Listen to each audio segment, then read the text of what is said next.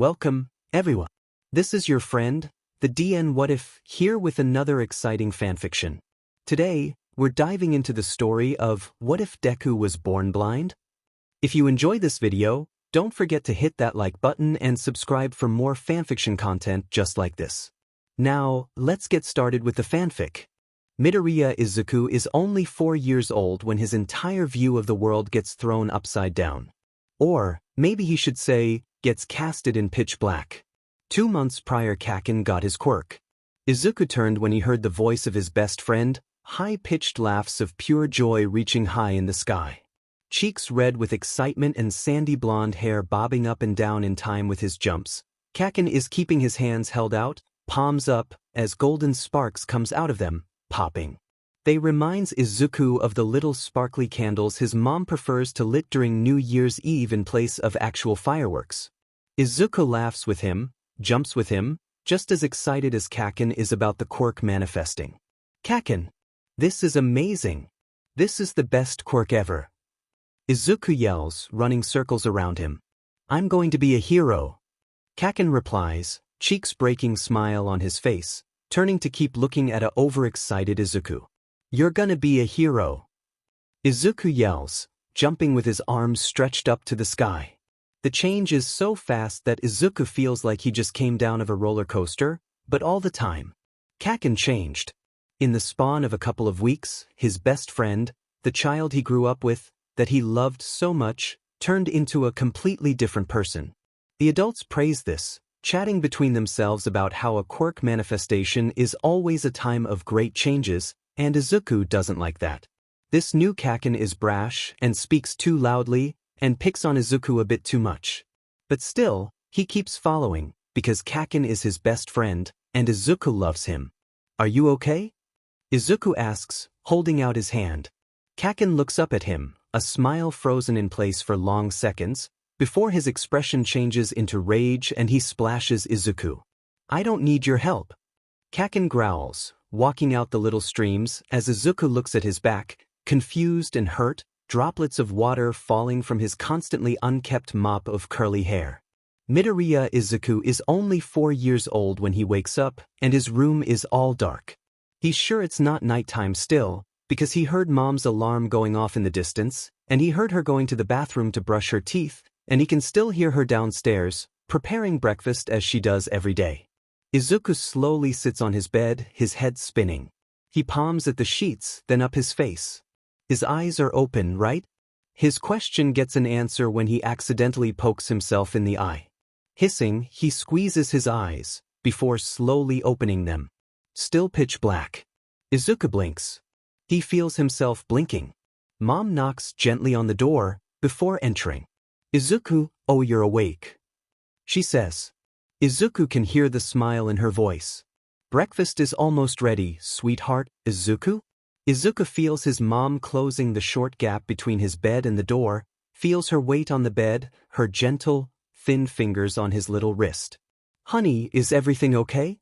She asks, and Izuku can imagine perfectly right the little wrinkle between her eyes.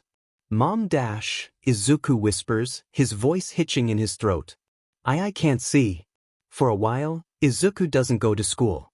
He spends most of his days in the car, as a silent mom drives him around, between a doctor appointment, an exam, another doctor appointment. No one can make sense of his sudden loss of sight.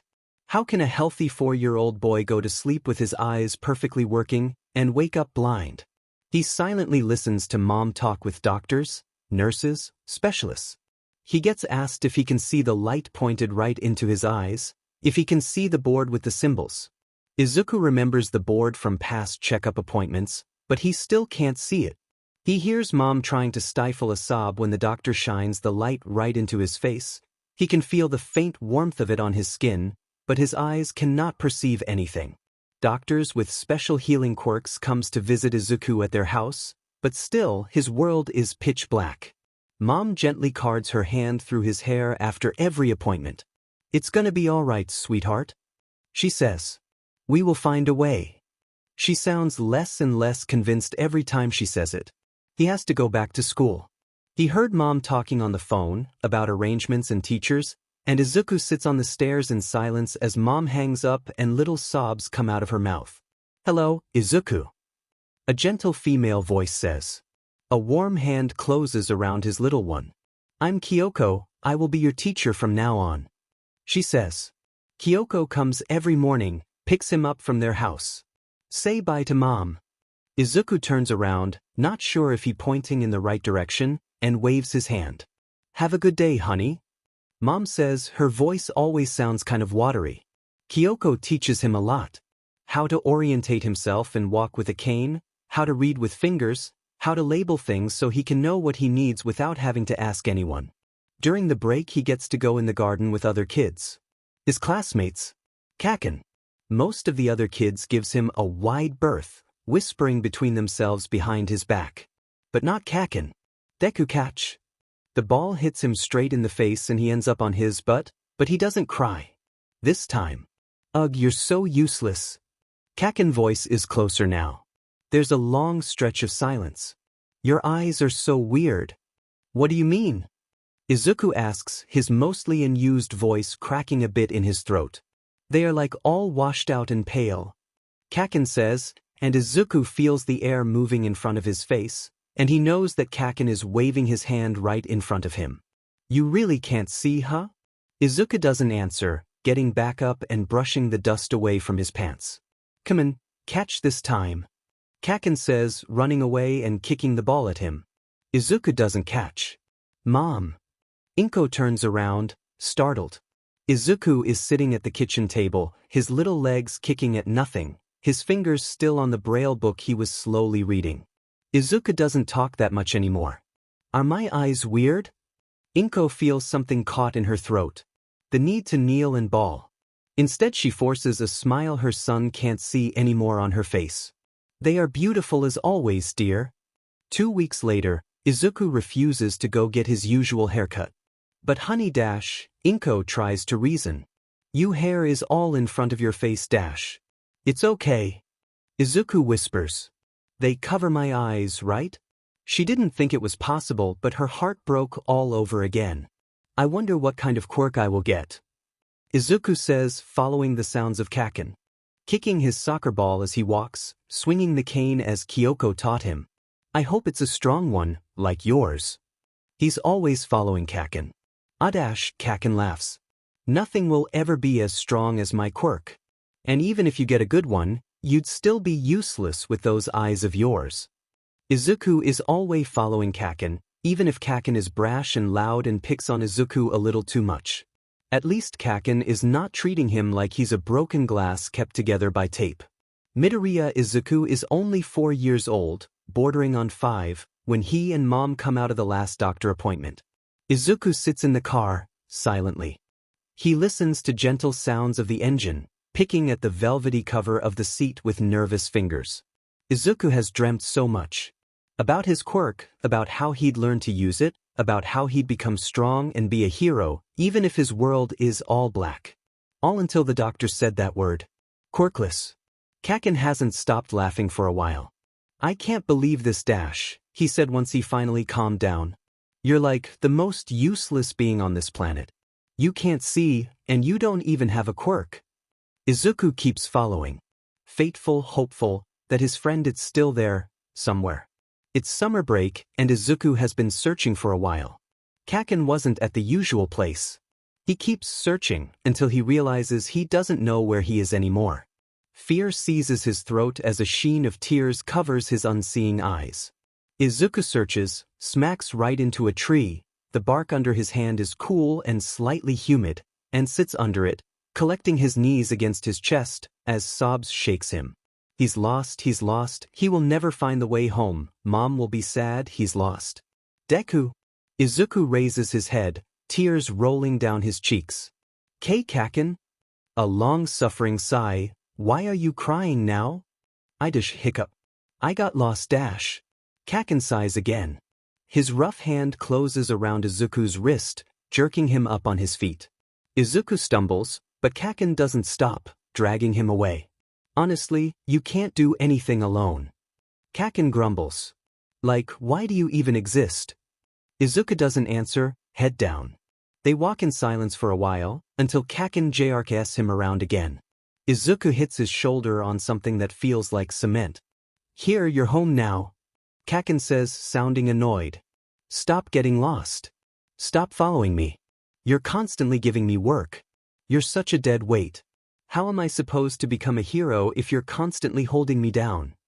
Izuku doesn't answer, leaning on the familiar walls surrounding his house.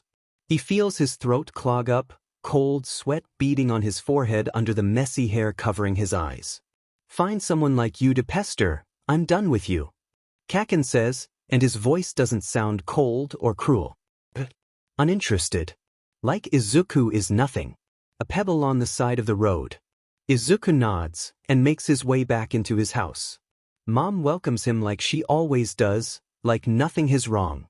Izuku stops following Kaken. "Izuku, what are you doing?" Mom's voice sounds weird from the door.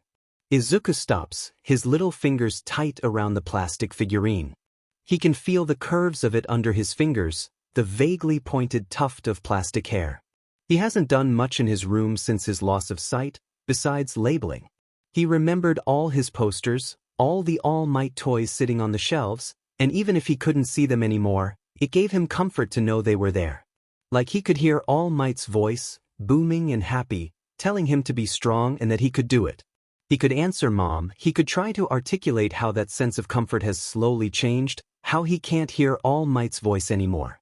How he only hears the whisperings of pity about the poor, blind, quirkless boy. His peers whining they don't want him in their team because it means they will lose. Kaken. Kaken. He shrugs instead, and keeps putting all the toys and posters into a cardboard box. Mom keeps watching him, silent, until his room is barren and his shelves empty, and the box goes into the back of the closet, collecting dust. Middle school is completely different, and yet all the same. He doesn't have a special teacher anymore. Kyoko-san has taught him everything she possibly could. Mom bought him a phone, and together they went over all the disabilities options necessary. Izuku likes his phone. He likes to keep an earbud in during his commute to school, listening to the voiceover reading articles about the latest hero news. He was still interested in heroes, so what? Bite him. School is not much. He's expected to keep up with his peers, doesn't get any special treatment. It's hard, but honestly Izuku prefers it to being treated with kid gloves. And he likes to study, so it's not that big of a deal. His mom beams when he brings home his grades. He can hear it in her voice. "My handsome, young man," she says, ruffling his hair. "So brilliant." He whines. He keeps studying. He keeps writing his notes about heroes and quirks. Even if he doesn't write for the future, in the title anymore. He doesn't have friends, but Izuku is fine with it. By some cruel joke of destiny, he ended up being in the same class as Kaken. But Kaken mostly ignores him. Izuku has tried to speak to him every now and then, but Kaken only grunts back. Izuku can't see body language, but he doesn't need it to get the hint. He soon stops trying to talk to him. At first other teens asks Kaken about him. "Aren't you childhood friends with the blind boy? What he's really like? Why is he so weird?" Kaken reacts with a scoff and silence at best, with explosive, literally rage at worst. The questions soon stops. Izuku doesn't have any friends. He tells himself he's fine with it. His peers ignores him for the most part. Some of them are cruel and play tricks on him.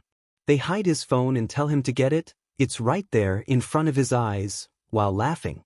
They bump into him and then sneer, "Sorry, didn't see you there." At first someone tries to weakly protest, but no one wants to be next, so that soon stops as well. Kaken doesn't say anything. Izuku is sure he heard him chuckle at some of the so-called jokes. Izuku doesn't have any friends. He doesn't need them. He doesn't need bullies that pick on the blind, quirkless boy, nor cowards that refuse to stand up for the blind, quirkless boy. He doesn't need anyone really. He doesn't tell Mom any of this, but he knows that she knows. She always knows. "How do you see?" Izuku stops, rice from his bento midway to his mouth.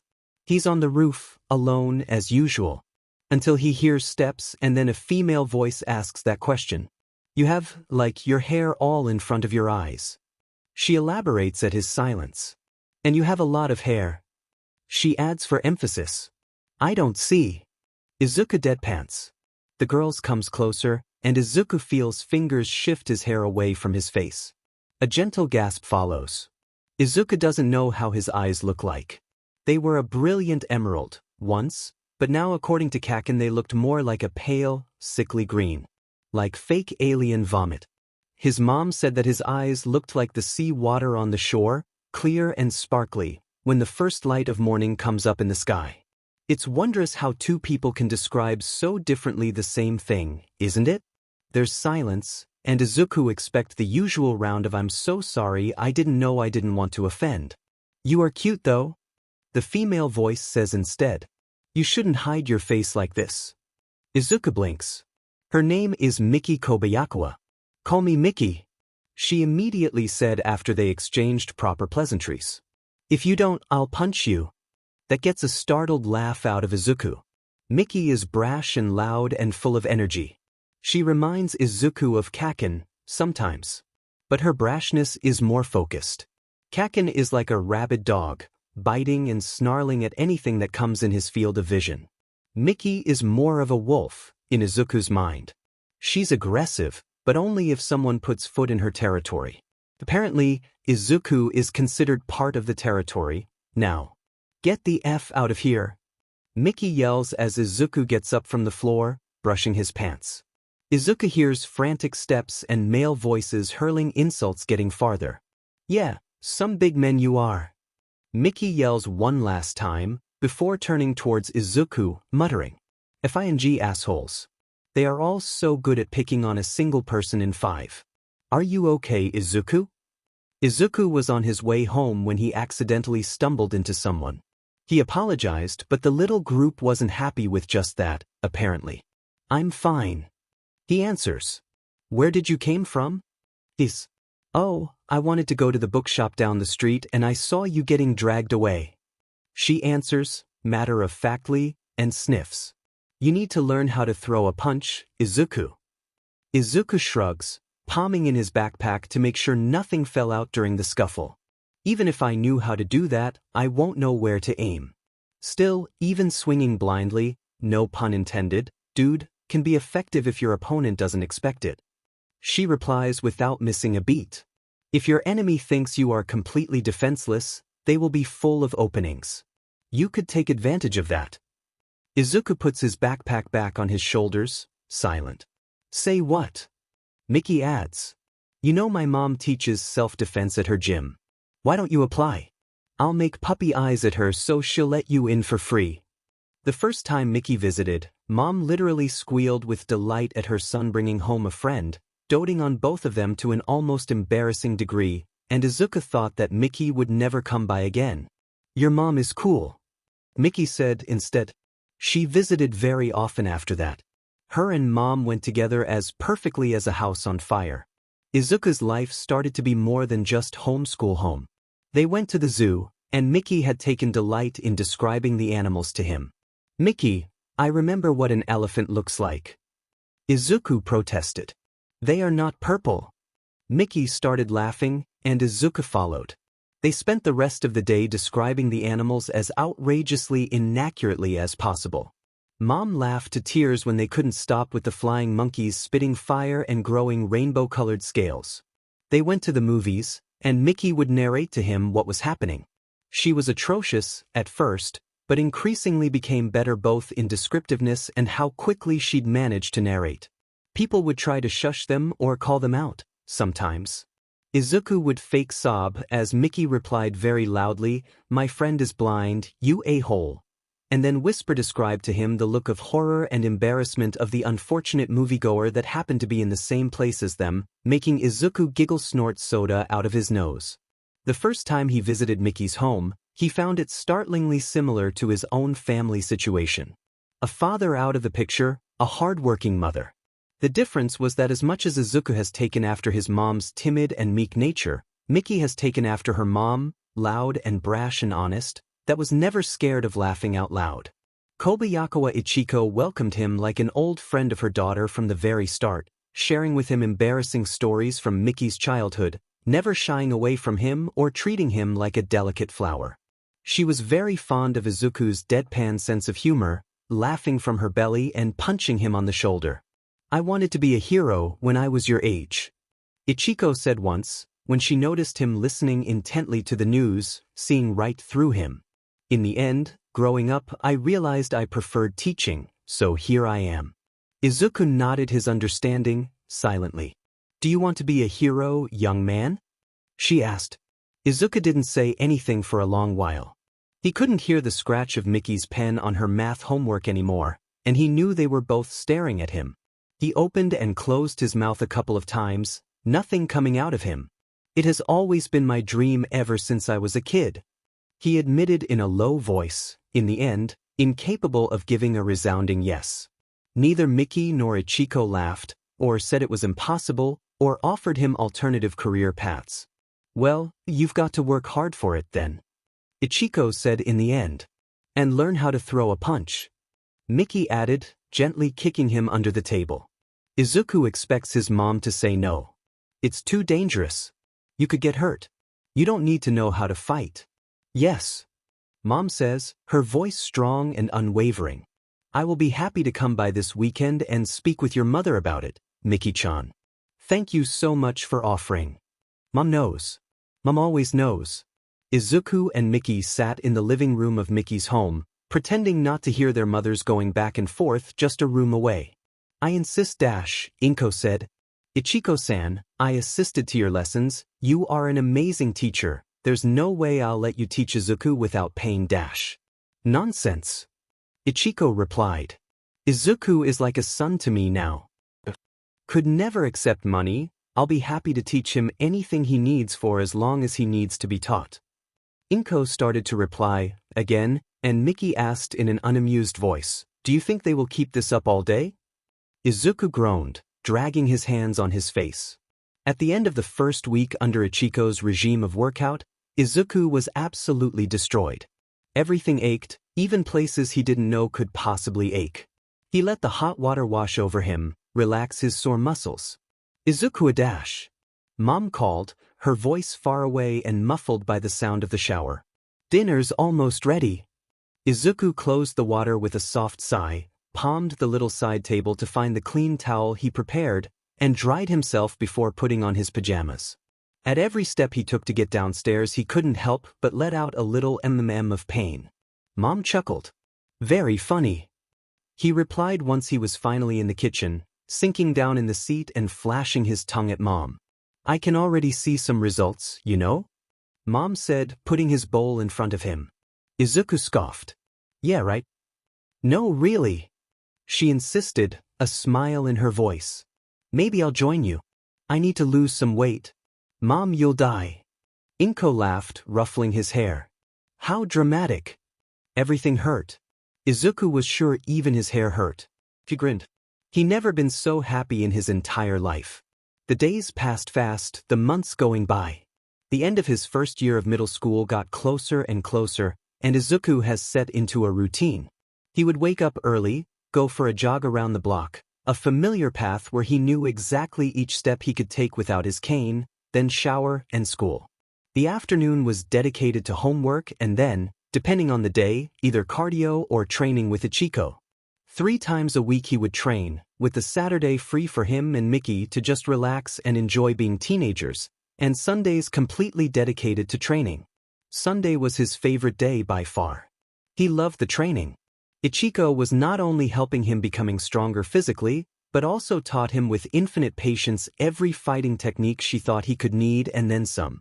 Sometimes Mickey would join them, sometimes she just watched and cheered him from the sideline. Izuku poured everything he had into it, and the long Sundays, where it was just the 4 of them in Ichiko's gym, were the best part of his week, no matter what. Mom has, in fact, joined him, although just with some light cardio. Ichiko-san had been delighted to help the both of them, to study a proper diet with them, and she would constantly compliment Mom on her hard work, even possibly more than she complimented Izuku.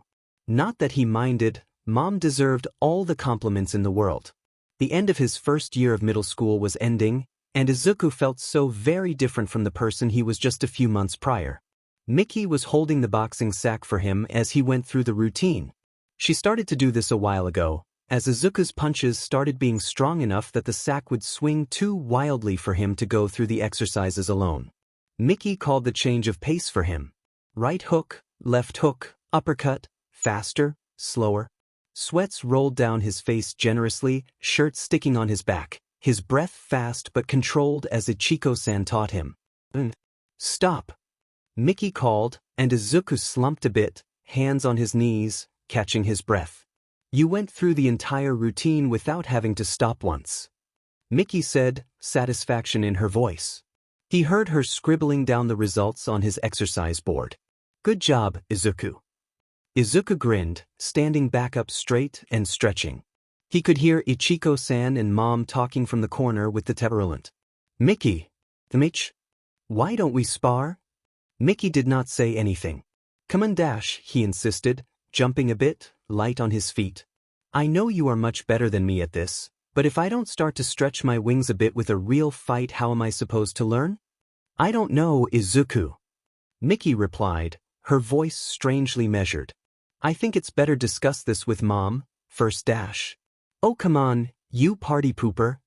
Izuku pressed, laughing. It doesn't have to be, like, super serious. Besides, my mom and yours seems rather busy over there for now. No, Mickey said curtly. Izuku stopped his light jumps. Silence stretched over them. Is it because I'm blind? The resentment bubbled up his throat, the words leaving his mouth, even surprising him. Mickey sighed. You know I don't care about that. Then why not? I just don't want to, okay? He could feel that Mickey turned her back on him. Something grabbed at Izuku's stomach. Izuku, the blind quirkless boy, always so meek and timid and useless. Always in the shadow, nothing of importance, really. No one to spare a single look at. He could accept this from strangers. He did accept this from Kaken. But Mickey was his best friend. His only friend. He could not accept this. Not from her. He knew Mickey was good at fighting. He knew he wouldn't hit her. There was nothing to worry about.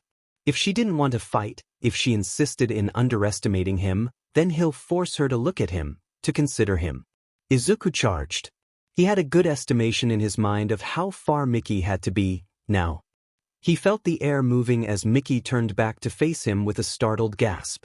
Her hand closed around Izuku's wrist. His world became pain. Everything was pain, every single nerve of his body was burning, hot and searing, he was breaking, he was turning into ashes, someone was screaming raw in the distance. It was him. When Izuku woke up, he felt like his entire body has been run over by a train about 1,000 times. A wet sob near him, Izuku? He tried to say, but coughed instead, his throat burning and raw. His breath itched in his lungs as Mom urged at his side, helping him sitting a bit straighter and putting a glass on his lips. It's okay, sweetheart, it's over here, drink this, slowly Dash, she whispered frantic. Izuku was shivering so hard some of the water splashed down as Mom helped him drink. He started to sweat, his body protesting loudly at each movement. The seconds stretched long as he finished the glass of water and Mom helped him back down on the pillow. Izuku was speechless, his mind a scrambled mess, unable to make sense of anything. I'm going to call the doctor, okay? Mom said, her voice trembling. I'll be right back, honey, don't worry. He didn't dare move a single finger, the pain lingering like a vulture on his shoulders. Mom came back after what felt like an eternity, and a male voice presented himself as Dr. Something Something. He could barely understand, really. The man visited him, or so he thought anyway. It was hard to perceive anything over the fog of constant pain stabbing his brain at every minuscule movement. The pain is going to persist for a couple of days, at least bed rest. That was all Izuku could hear before he fell back into the sweet, salvific embrace of sleep. When he woke up again, he knew he was home. There was something in his room, that atmosphere of, this is my place, that always permeated it, that made it easy for him to know even if his entire world was always dark. Tentatively he sat. The pain was still there, but it wasn't nearly as strong as it was the first time he woke. He wondered distantly for how long he slept. Slowly he got out of bed, shuffled outside his room, down the corridor. When he lingered in the doorway, he heard Mom gasp softly and then ask sleepily, Izuku? Mom, he said. His voice was gravel. He wondered how hard and for how long he screamed to make his throat so swollen and hurt. What happened? Mom put down a cup of hot tea in front of him, and Izuku closed his shivering fingers around the warmth, grateful. He heard her sitting in front of him, he could feel her eyes digging into him. I don't even know where to begin, she finally said, her voice both soft and steely, somehow. Izuku, I'm very disappointed. Izuku flinched, his fingers tighter around the cup. You shouldn't have done what? What you did. She added in a whisper. Did you know of Miki-chan's quirk? He shook his head. Asked her once. He said in a tiny voice after the silence stretched. She told me she didn't want to talk about it, so I never insisted. You've hurt her, Mom said, and Izuku couldn't hold the tears anymore at the sad tone in her voice. You've hurt her so much, Izuku. I don't want to talk to you right now. I'm too mad. The impersonal, robotic voiceover read the text to him. Okay. He texted back. Ichiko-san sighed deeply as he bowed to her after his apology. It's better if we stop for a while, she said, and the disappointment in her voice, so similar to Mom's, hurt more than any punch possibly could. You are a smart young man, Izuku. Think about what happened and about why you acted the way you did. When you have accepted your actions and feel ready to start again, I'll be happy to take you in once more. Izuku nodded. Thank you. He added, his voice so small. He knew why he did what he did. He let his negative feelings, all the rage and frustrations, all the pent-up resentment, every word and actions that he passively took through his life, from all the people around him that saw him as nothing more than a dead weight on society, and has turned them against the only person in the whole world that had loved him unconditionally from the very first day that he met. His shelves were still barren, but Izuku thought that if he opened the box sitting in the back of his closet right now, he would hear All Might's voice reprimanding him for his action. He would be so disappointed. Some hero I'd make, Izuku thought bitterly, as traitorous tears spilled from his eyes yet again. Hey, Hey! Kaken's hand closed on his shoulder like a clamp, turning him around. He compared Mickey to Kaken once. But he couldn't have been more wrong. They couldn't have been more different. Don't ignore me, you prick. Kaken growled. What the hell are you going around with that long face for? You look like death warmed over. Cheer up a bit, you're making everyone around you miserable. Izuku gritted his teeth so hard he felt them screech in his jaw. Is that all that I am? He asked, voice low. A thing that has no right to be? Is what I make other people feel all that I am? Huh? Kaken replied, loud. The F, are you talking about, shithead? Let me go. Izuku said, steel in his voice. Or what? Kaken sneered. Oh, Izuku. Mom has sighed when he entered in the principal office. She looked over at Katsuki, the boy that was used to come to their house almost every day. That was a lifetime ago, Inko realized, and Katsuki was no longer that tiny little boy that would thank her for the drinks or sweets she'd bring them outside, the tiny little boy that would say bye with a huge smile on his face at the end of each day. That boy didn't exist anymore. Instead, in front of her there was a young man, all nervous energy and pent-up rage. She always wondered what went wrong between him and Izuku. Katsuki was barely seating, visually trembling in an effort not to jump up and attack. There was a copious amount of blood on his lips and chin, staining the front of his shirt, and a bruise was rapidly getting more and more swollen, closing his right eye. Katsuki's nose was crooked, clearly broken. On the opposite chair, Izuku was sitting perfectly still, not a single sign on him if not for the single scorch mark on his shoulder. There was blood on his knuckles. Ms. Midoriya, thank you for coming so fast, the principal said, getting up from his seat. Katsuki dash, she said, unable to resist the use of the name that was once so familiar on her lips. Are you dash? I'm fine. Katsuki all but yelled. We have already called an ambulance. The principal said to her unasked question. They should be here any minute now. In the meantime, I would like to discuss what happened. There's nothing to discuss. Katsuki interrupted, his voice slightly nasal. Let me just take this shithead outside and then we can have a fair fight. None of this sucker punch bullshit, you shitty little coward. Shut up. Izuku interrupted, his voice venom and steel. Inko flinched, looking at her son, her sweet, brilliant, gentle son. What she found in those unseeing eyes, barely visible under the messy curls, scared her. Katsuki bolted from his seat, and so did she and the principal, tackling him before his hand could reach over to Izuku. Let me go! Katsuki yelled, trashing around. He was strong enough that despite the two adults holding him he dragged them forward, his face inching closer to Izuku's. Let me have at this shitty little crap. I'll teach him a lesson. Izuku spat in Katsuki's face. Izuku! Inko yelled, outraged. Izuku got up, the chair he was sitting on crashing on the floor, and run out of the door. The sound of the ambulance was far away, he couldn't hear it anymore. Izuku didn't move, curled up in a ball on the roof, in his usual secluded spot. Didn't want to move, he didn't want to think. A small part of him wondered if he should just get up, climb over the fence and jump. I heard you punched a beach today. His entire body flinched as he instinctively turned his head over the source of the sound. Good. Miki sat at his side. You look hungry, she said, fiddling with something, and the smell of curry reached his nostrils. I'll share the bento. This time. Izuku was stupidly gaping like a fish and he knew it. So, you truly punched Bakugo? Izuku closed his mouth and nodded. JRK had it coming. She snorted. I shouldn't have. Izuku finally found his voice, low and raw. You shouldn't have let yourself get caught. Miki said, her mouth full. But the punch? As I said, JRK got it coming. Punches.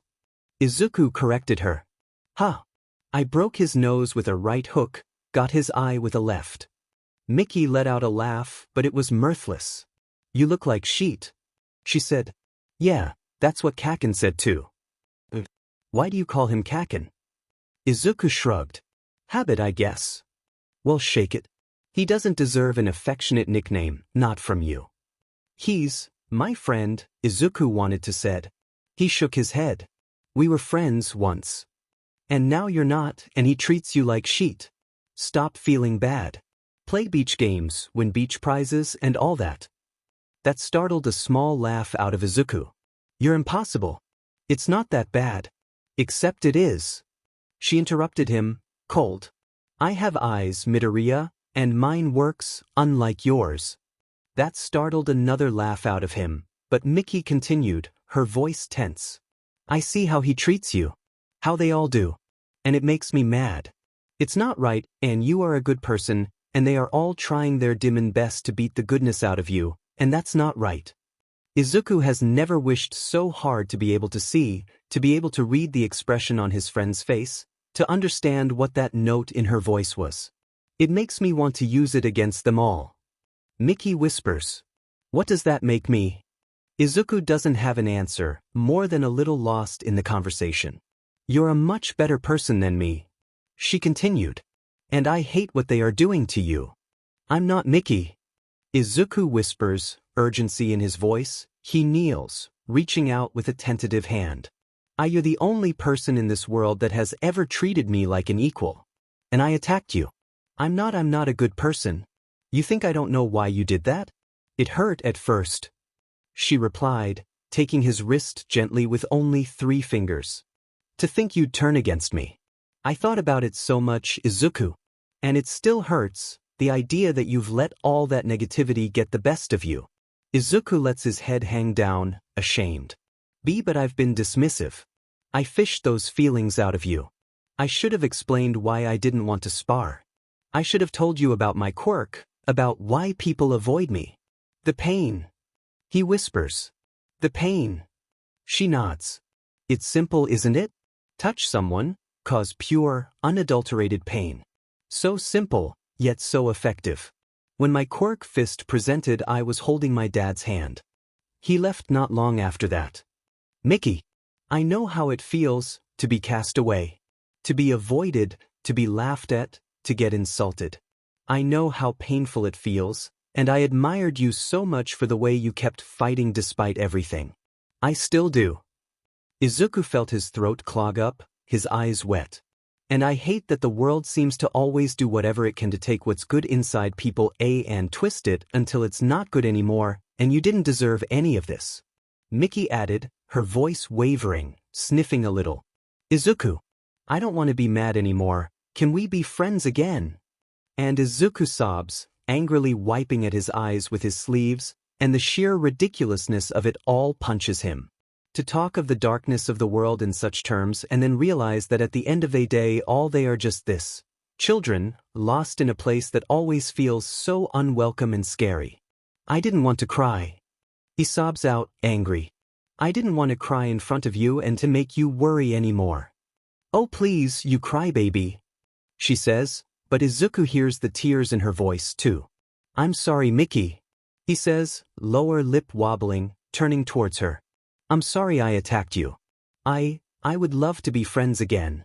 Gentle arms close around him, Miki's face pressing against his hair. You're forgiven, she murmurs.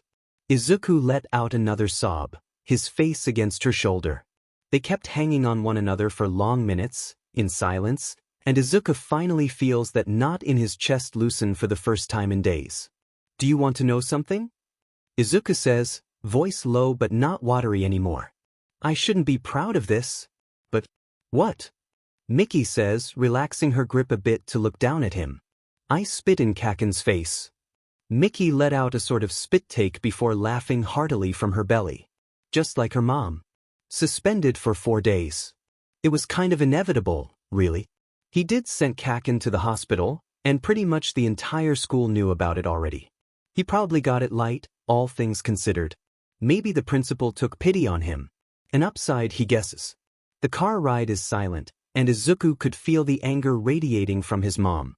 He knows he should apologize for everything he put her through, but he can't find it in him at the moment. The confrontation with Miki has left him utterly devoid of energy, and as happy as he is to have his friend back, he's a complete emotional mess. I should probably get back to the principal office, he sighed, getting up. The more I wait, the worse things will get. Miki nudged him a bit. I'll text you later, okay? He smiled at her before getting into the building and walking back to the office, where a seething mom and a positively desperate principal were waiting. We are going over at Katsuki's house, later, and you will apologize. Mom's voice cut through his musing like steel, rudely jerking him back to reality. Yes, he replies, voice low. And I mean really apologize. Mom adds. What you did today, I don't even know what's with you, she sighs. Izuku, we really need to talk. I know, he says. I know, but I'm not ready for it now. He can hear Mom's fingers tighten on the steering wheel. I really am sorry. Izuku adds, voice lowering. I know what I did is wrong. And I know there's a lot we need to talk about. But not today. Silence. Please. Inko's shoulders slumps forward. Okay. She whispers. Okay. The visit over at the Bakugas goes as well as expected. Get in here, I'll destroy you. Mitsuki Bakugu circles her son's neck with her arm, and he immediately falls silent, despite his enraged expression. Izuku steps forward, not lowering his head. It's not all bad being blind sometimes, he thinks, knowing he'd never be able to maintain eye contact with the woman that for a time had been like a second mom to him, otherwise. Bakugu-san, Kaken. He says, voice measured. I'm sorry. What I did today was wrong, and it will not happen again. He bowed, formal. I apologize. You little. That is enough, Katsuki. Mitsuki says, not letting her son go. Her voice does not betray any emotion. Izuku, get up. He does. I don't know what Katsuki did to make you snap like that, but I know this is not a one-sided issue. Katsuki owes you an apology as well. I'm not apologizing, woman. She sighs, shaking her head. What did I do wrong with you? She wonders aloud, and Kaken grumbles a bit. I'm really mortified, Inko interjects, but Mitsuki holds her hand up. You are both young and will feel like doing brash things at times. Mitsuki says, clearly addressing Izuku. But you are also both smart, and I trust this will be the end of it and you will act civilly toward each other from now on. Am I clear? Yes, Izuku replies. Katsuki. She pushes as the silence stretches. All right, fine. Kaken finally says. I'll leave this little sheet alone from now on. Mitsuki groans. Honey, your next words should have been, I'm sorry. Izuku chuckles, surprising even himself. He knows they all turn to stare. It's okay, he says, his voice a little sad. I think this will be as good as it gets. The image of his old friend, smiling at him, blurred and distorted, comes up to mind. But Kaken is not for anymore. Izuku, for the first time in years, wonders how he looks like now. Izuku also wonders if this is how grief feels like. Mom blessedly leaves him be for the rest of the day, bringing some onigiri upstairs and putting the plate on his desk, not forcing him to come down to the kitchen. He munches on them distractedly, listening to the last episode of All Mightiest podcast.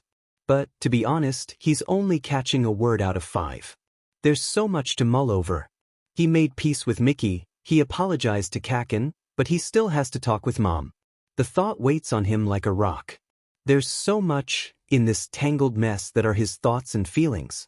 So much even he cannot put his finger on. So much confusion. How do you untangle a ball of yarn if you can't even find where it starts? He's startled out of his thoughts by the booming voice of All Might in his ear. It's when you are at your lowest that you'll have to smile even brighter. If you do that, if you never give up, light will be sure to come. Inspiring words as usual from our favorite hero, the excited voice of his favorite podcaster came back. I swear I could listen to him talk for years. I don't know how he does that. Sincere laughs follow that exclamation. Izuku pauses the podcast and slowly takes the earbud out. He walks to his closet, kneeling down to take a dusty box out. He fishes an All Might figurine out of it, tracing the features with his fingers. All Might is smiling. All Might is always smiling. I will not let you down this time. He whispers. Izuku. Wake up, we have to go somewhere. Izuku mumbles, palming at his nightstand with a hand until he finds his clock. He pushes the button, and the cheerful robotic voice announces that it's 5 in the morning. Mum. She chuckles, gently swatting at him. Come on, sleepyhead. Izuku drags himself to the bathroom, washes himself, and starts to put on his school uniform until he remembers. He's suspended. He puts on jeans and a shirt instead, shuffles his way downstairs, Mom pushing a backpack in his arms as soon as he emerges on the kitchen doors. Here, take this, you can eat something on the way. Izuku is too sleepy to ask where the hell are they going at that time in the morning, so he just dutifully climbs in the car, and off they go. They drive goes for what feels like hours, and Izuku he's sure he fell asleep at some point, but Mom did not wake him up. What am I it? He mumbles, rubbing the sleep off of his eyes when he jostled awake by an uneven road. 7 in the morning. Mom answers promptly. We are almost there. 7. He blinks, perplexed. Where? It's a surprise. Mom says, a smile in her voice. They fall silent after that, but it's a comfortable silence, nothing like the tense one that they've experienced just a day prior in that same car.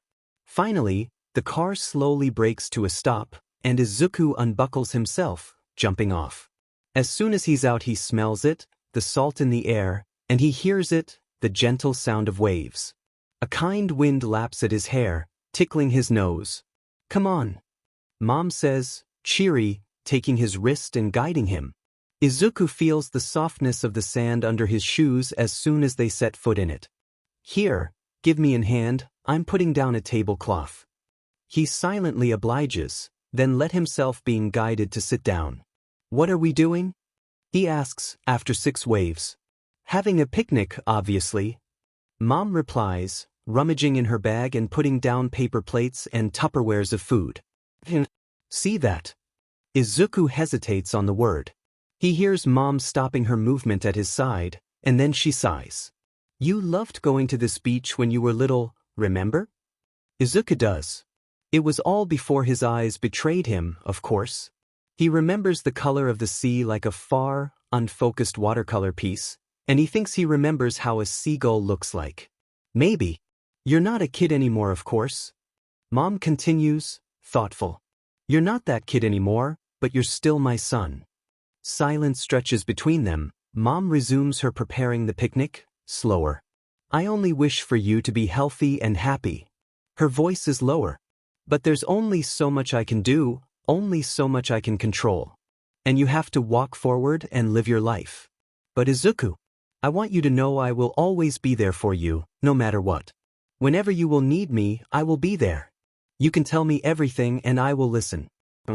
I'm proud of you, Izuku. I'm proud of how brave and smart you are. I'm proud of how you took your life in your own hand and charged forward, and I think I should have told you this more. His eyes sting, as does his nose. Mom. No, listen. The person you were yesterday, I thought about it all night. For a while I couldn't. Except that the person I saw yesterday was my son, but that was stupid of me. Who you were yesterday, and who you were when you tried to attack Miki-chan. That was still you. Izuku gulps down the knot in his throat. But I know, you are not proud of that person, and I know you want to change, and I know that you will be able to, because there's nothing you can't do, Izuku. And I owe you an apology for not recognizing your suffering, and for turning away, for not wanting to see how much you needed me in your darkest time. Fat tears roll down Izuku's cheeks, a sob shaking his entire frame as he shakes his head. No, you've always been the best mom I could ask for, he hiccups. Don't say that. Inko smiles sadly. Could you forgive me, Izuku? Izuku is not 4 anymore, but as she holds him, his son, sobbing his heart out against her shoulder, Inko wished they could go back to the simplicity and lightheartedness of those days. Then again, maybe not even those days have ever been so simple. The sand is soft and chilly under his naked feet. It's still a bit too early, maybe, but Izuku ignores the thought and jumps into the shallow water lapping at the shore, making a big splash. It's cold, he yells, jumping out as Mom laughs loudly from the tablecloth on the sand. He grins. Her laugh is the best sound in the world.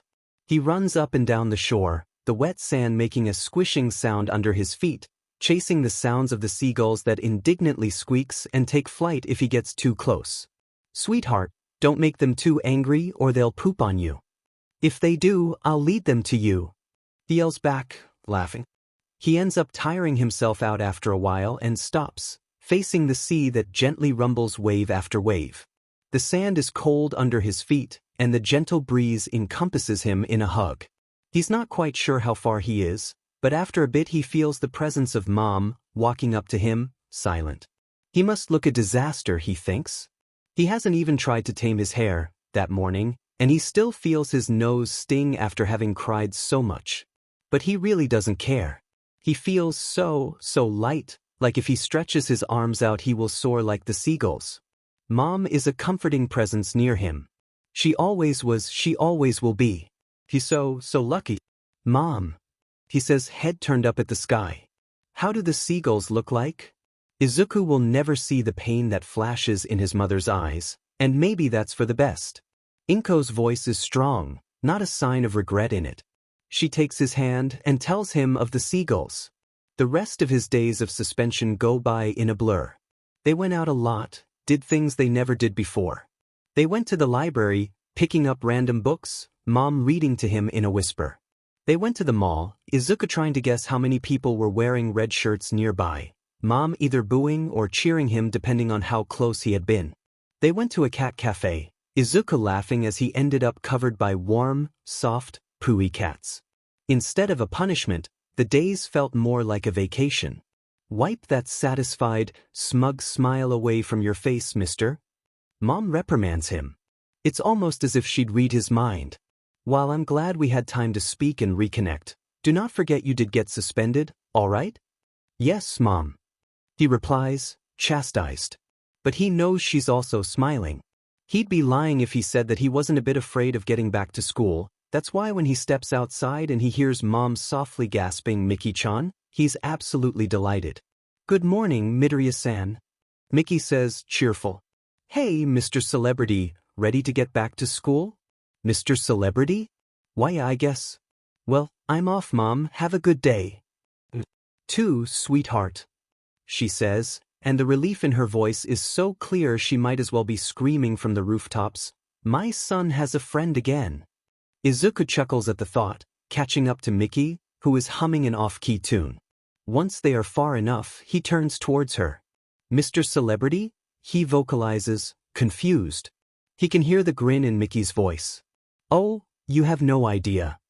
Apparently, the entire, literally, school know about the fact he broke Kaken's nose. It's not surprising in retrospect.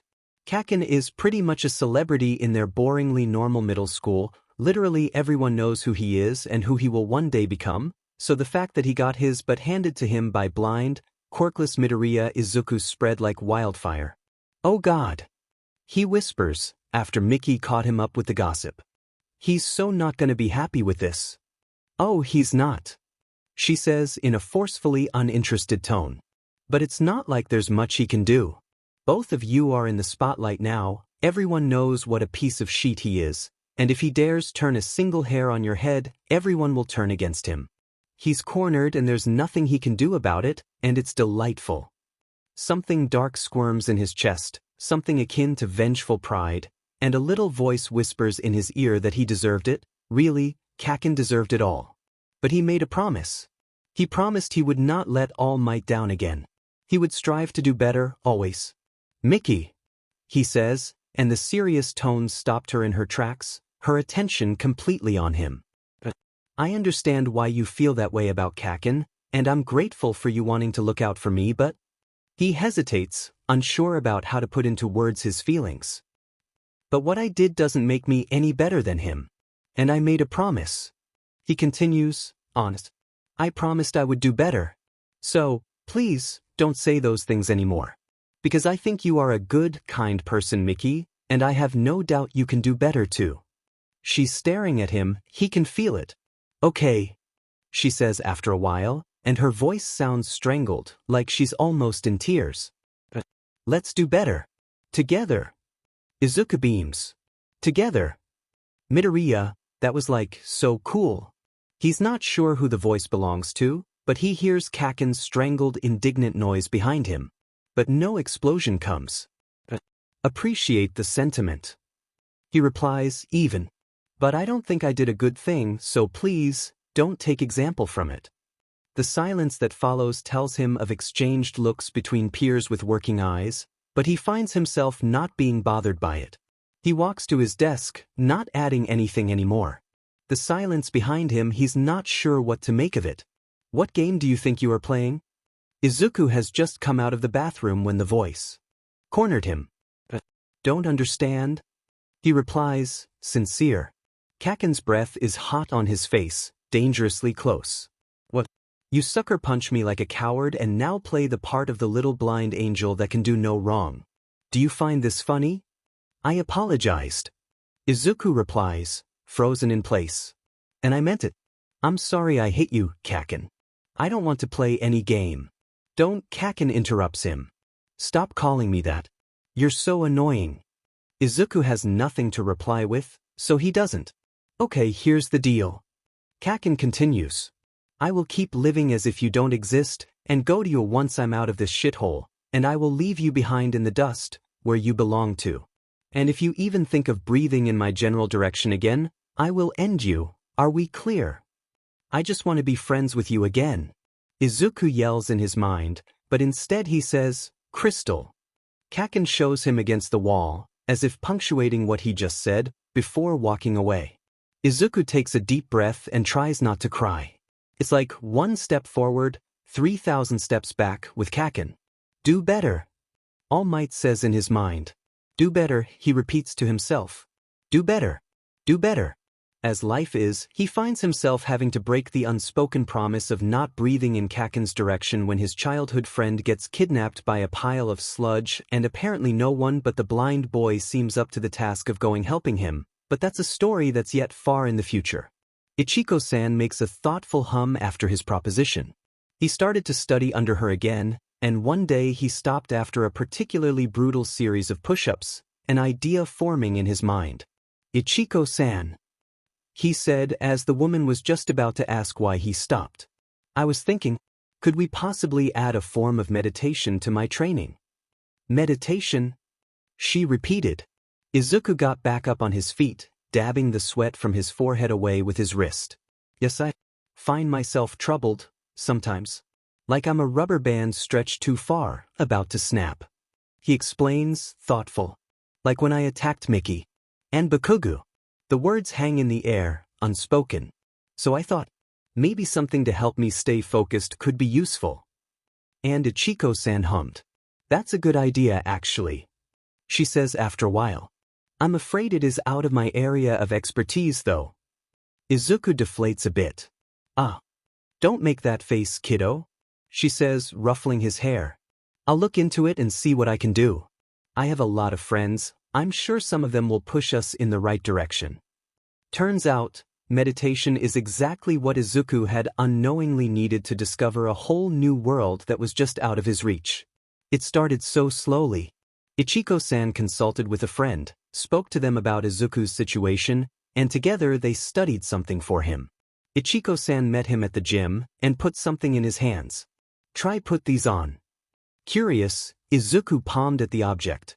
They felt like headphones, big and bulky, the type that completely covered his ears.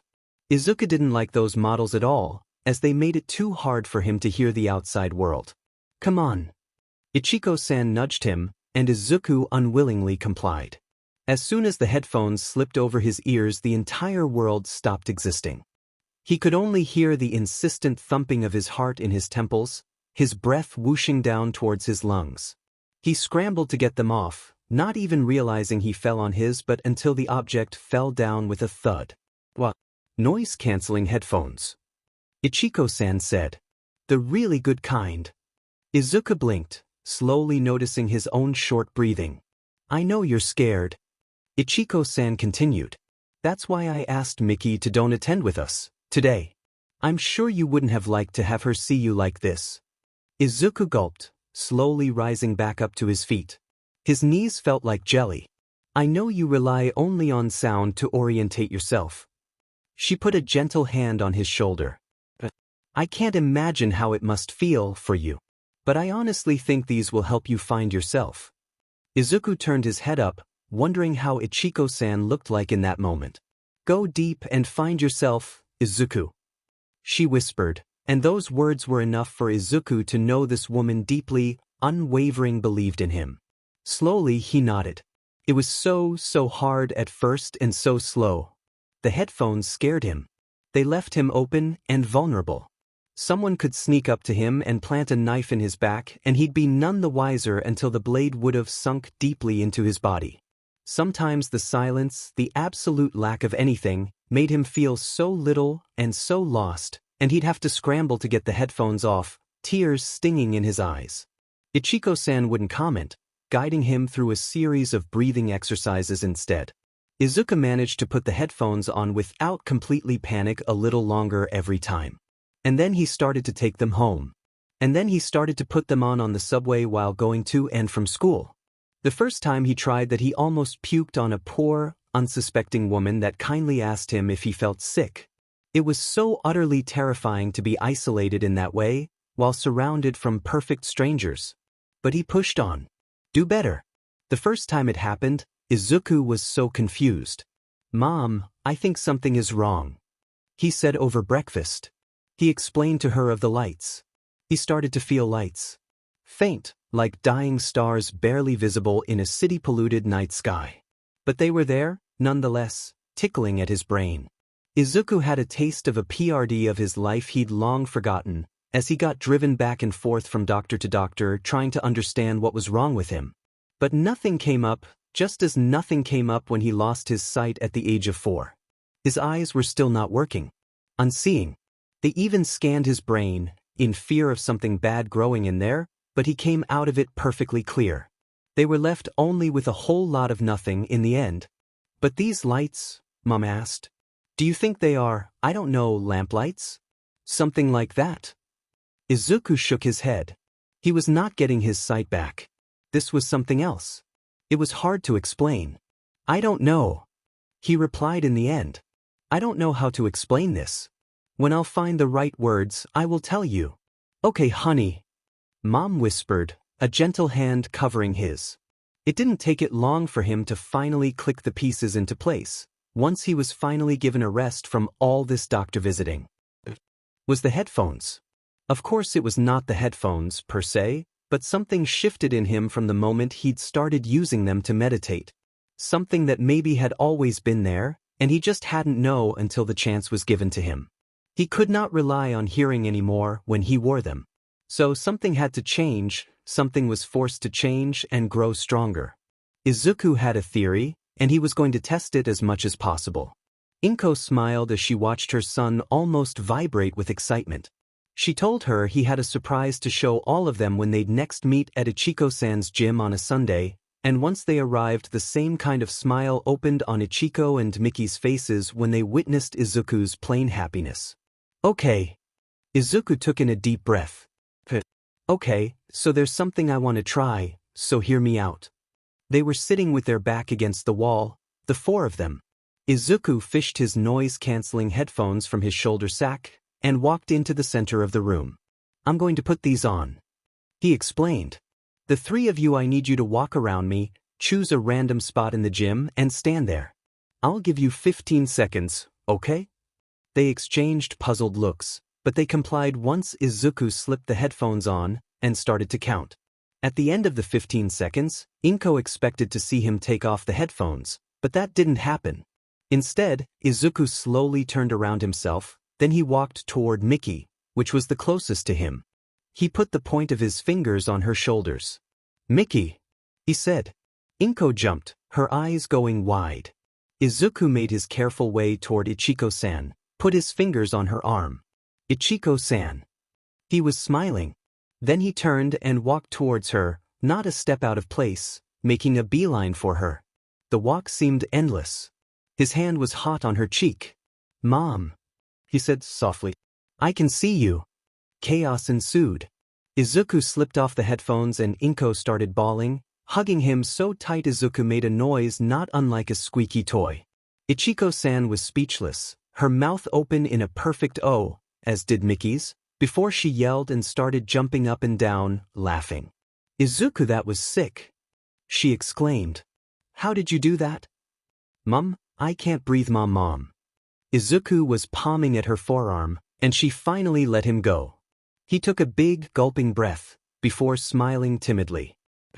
I take in the experiment was successful. He added, a little blush rising to his freckled cheeks. Successful? That was super insane, dude, how?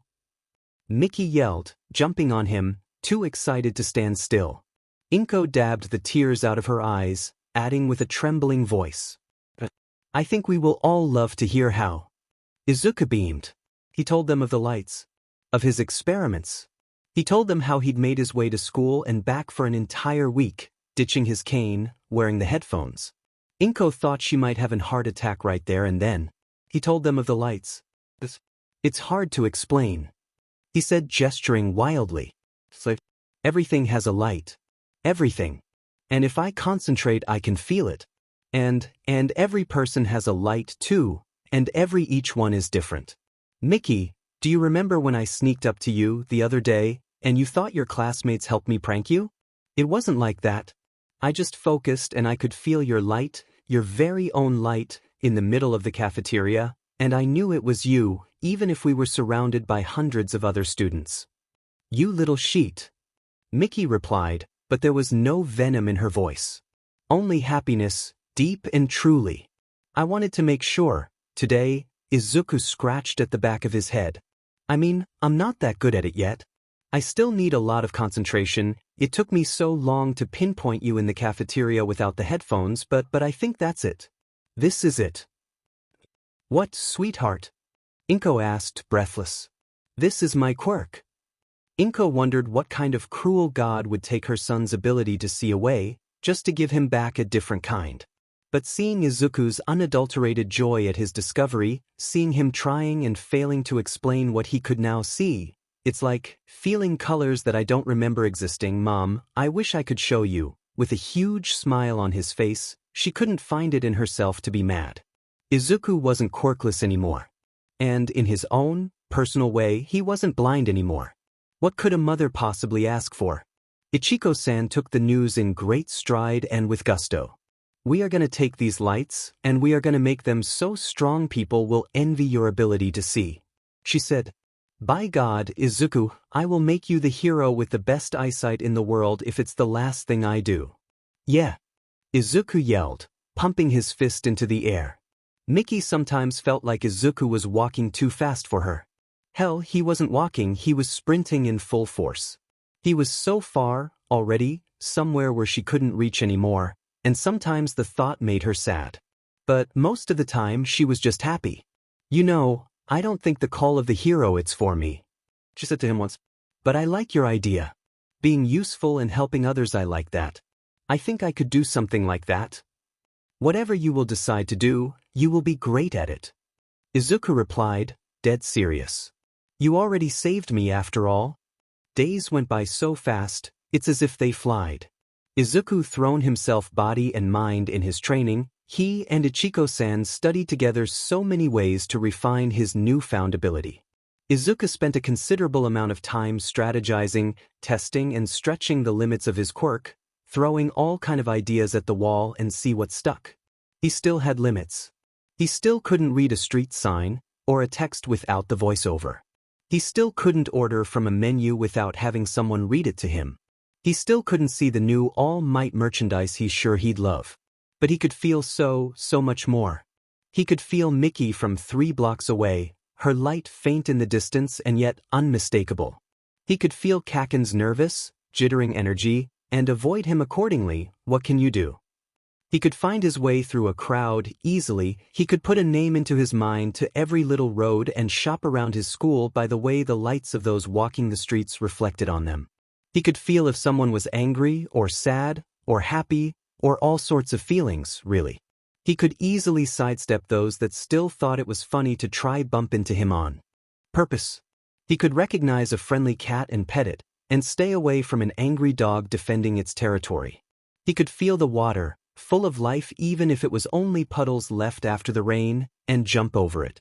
There was so much to feel, and Izuku filled his eyes with it until he felt his brain could explode. As life likes to do, more surprises awaits him. He ends up meeting his number 1 hero in an underpass as he makes his way back home, happily humming to himself. He perceives something amiss in his radar as he started to call his quirk, a light behind him that seemed to suddenly come from below, and he dodges just in time the attack of something smelly and sounding quite unpleasant. Demon kid. The thing says, you're fast. Maybe you're just slow?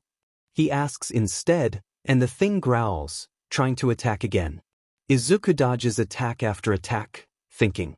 He has his backpack, but not much of use in there, except for his folded cane. He doesn't really use it anymore and he just brings it with him out of habit, so it might as well make for a decent weapon. Do not worry, for I am here. The booming, familiar voice freezes him in place, and he takes a muddy smack to the face. EW. Gross. He mutters to himself, shaking the offending semi-liquid away. When he focuses back after the hit, there's no way he could possibly mistake who is in front of him even had he not recognized the voice. All Might's light is all-encompassing. Are you okay, boy? Why, yes. He stammers. God, his favorite person in the whole world besides Mom. And Miki. And Ichiko-san is right in front of him. He thinks he's allowed a bit of over-emotion. Could, please, step back while I take care of this villain. Yes, sir. Like he's going to argue with All Might. He's not quite sure what is going on as All Might struggles with the villain, so Izuku forces himself to focus. He could use this opportunity, trying to concentrate and see in his own way, trying to distinguish between the movements. All Might is almost easy to feel. His sheer power is elegant, his punches perfect. Old memories of a time when he still could see that amazing smile and the blonde hair comes back to him, and he's 4 years old all over again. The other, not so easy.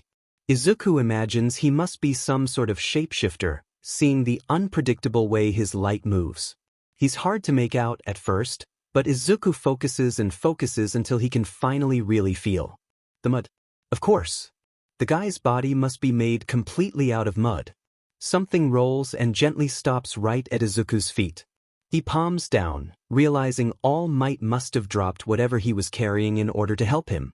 When Izuku feels the neck of a bottle under his fingers, an idea forms in his mind. Please, do not waste my time. All Might says. He's not taunting, his voice is open and honest. We both know there's no way you could win this fight, so I think it's better if you come with me willingly. F you. The villain yells and All Might sighs. All Might, sir. Catch. Izuku yells and throws. He trusts in his aim.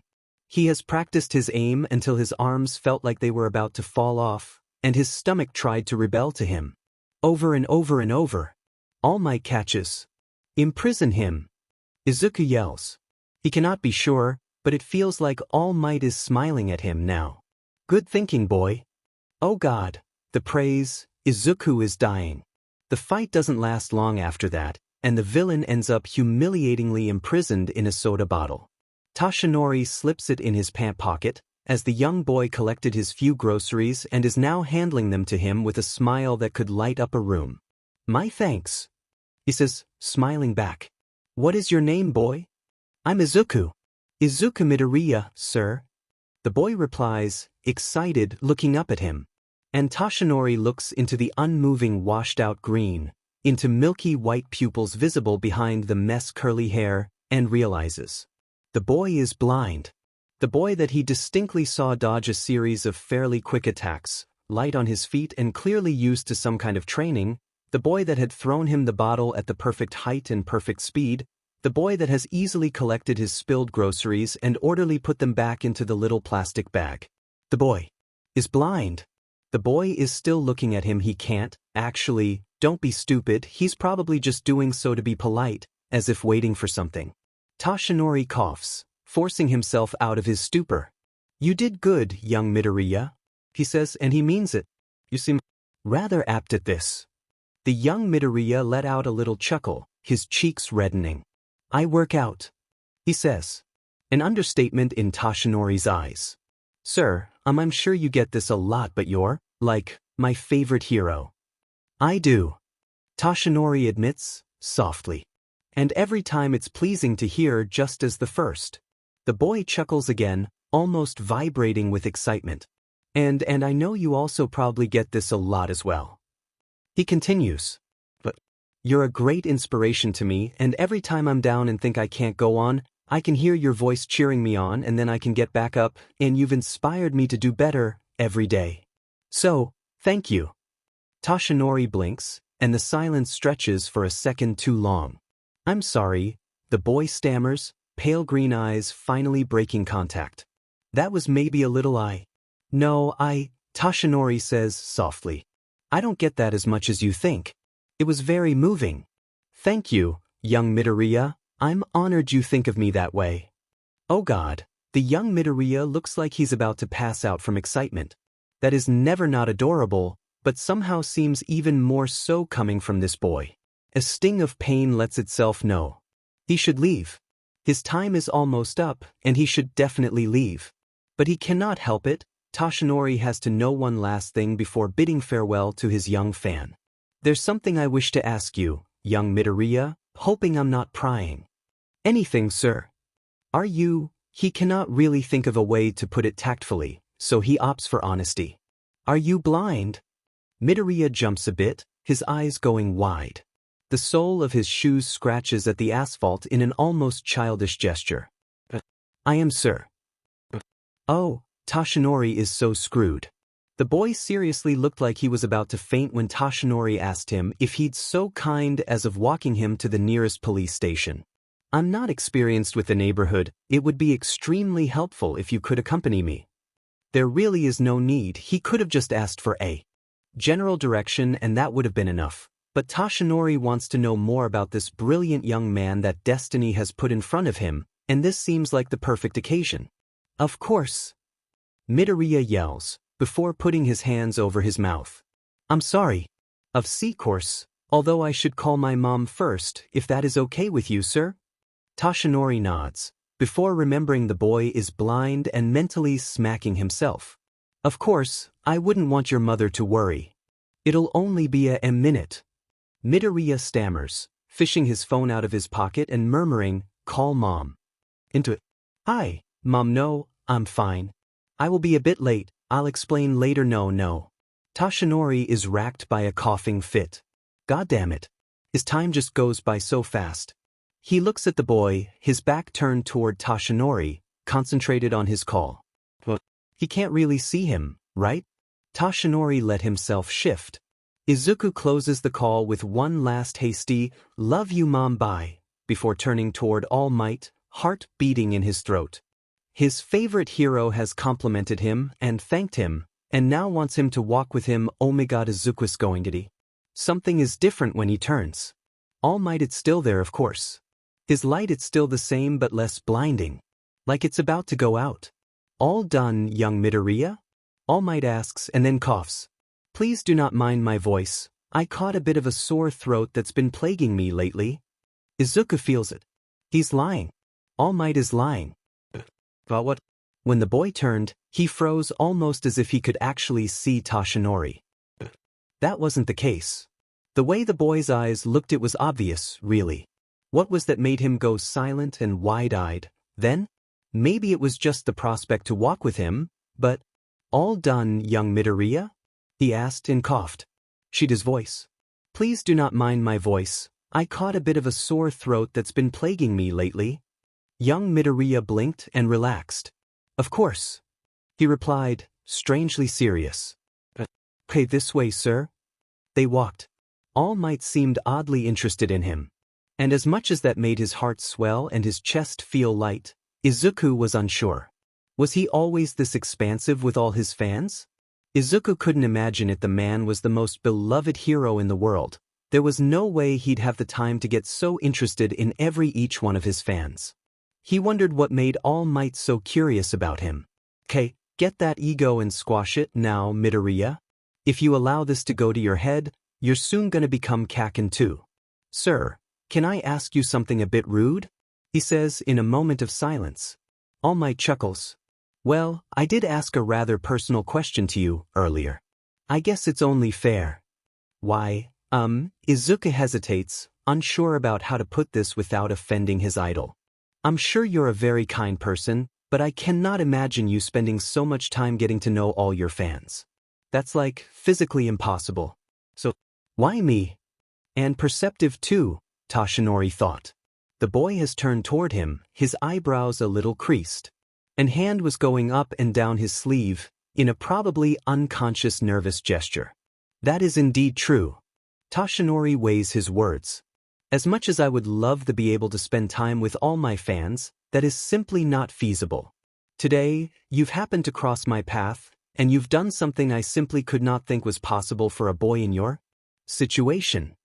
Toshinori hadn't thought much of the boy's ability he'd witnessed, at first. It was pleasing, sure, to see a young man such as Midoriya simply not relying on his quirk and actually being physically trained, but not so rare. That was until he realized that Midoriya was blind. "Not sure I'm following." Midoriya replies, perplexed. "Young Midoriya, I saw you going toe-to-toe with a villain. You got hit only when I accidentally distracted you. Which I should apologize for, actually." The boy scratches the back of his head, embarrassed. "It was nothing really." And Toshinori continues. "Under pressure, you thought of a solution with what you had available on your hands, and precisely thrown the bottle at me so I could catch it without having to get both my hands off the villain. I mean no offense when I say this, but I think you understand me when I say this is quite the feat for any boy your age, let alone someone that cannot see." Midoriya was so red that the greenish hue of his hair made him look like a little, adorable tomato. "I no offense taken, sir," he mutters, looking positively like someone that took the exact contrary of offense from his sentence. "You understand my interest now?" Midoriya nods, wordlessly. "Tell me, could it possibly be that you're aiming to become a hero?" Midoriya basically jumps in his skin, turning his head towards him, eyes as big as plates. "It has been my dream since I was a kid." He whispers, as if he's afraid the words might break once out of his mouth. Toshinori nods, satisfied. "I'm glad. I'm sure you have a brilliant path in front of you. I hope to be able to see you grow into a fine hero, one day. This is it. Izuku has died and is now in heaven. There's no way this is real.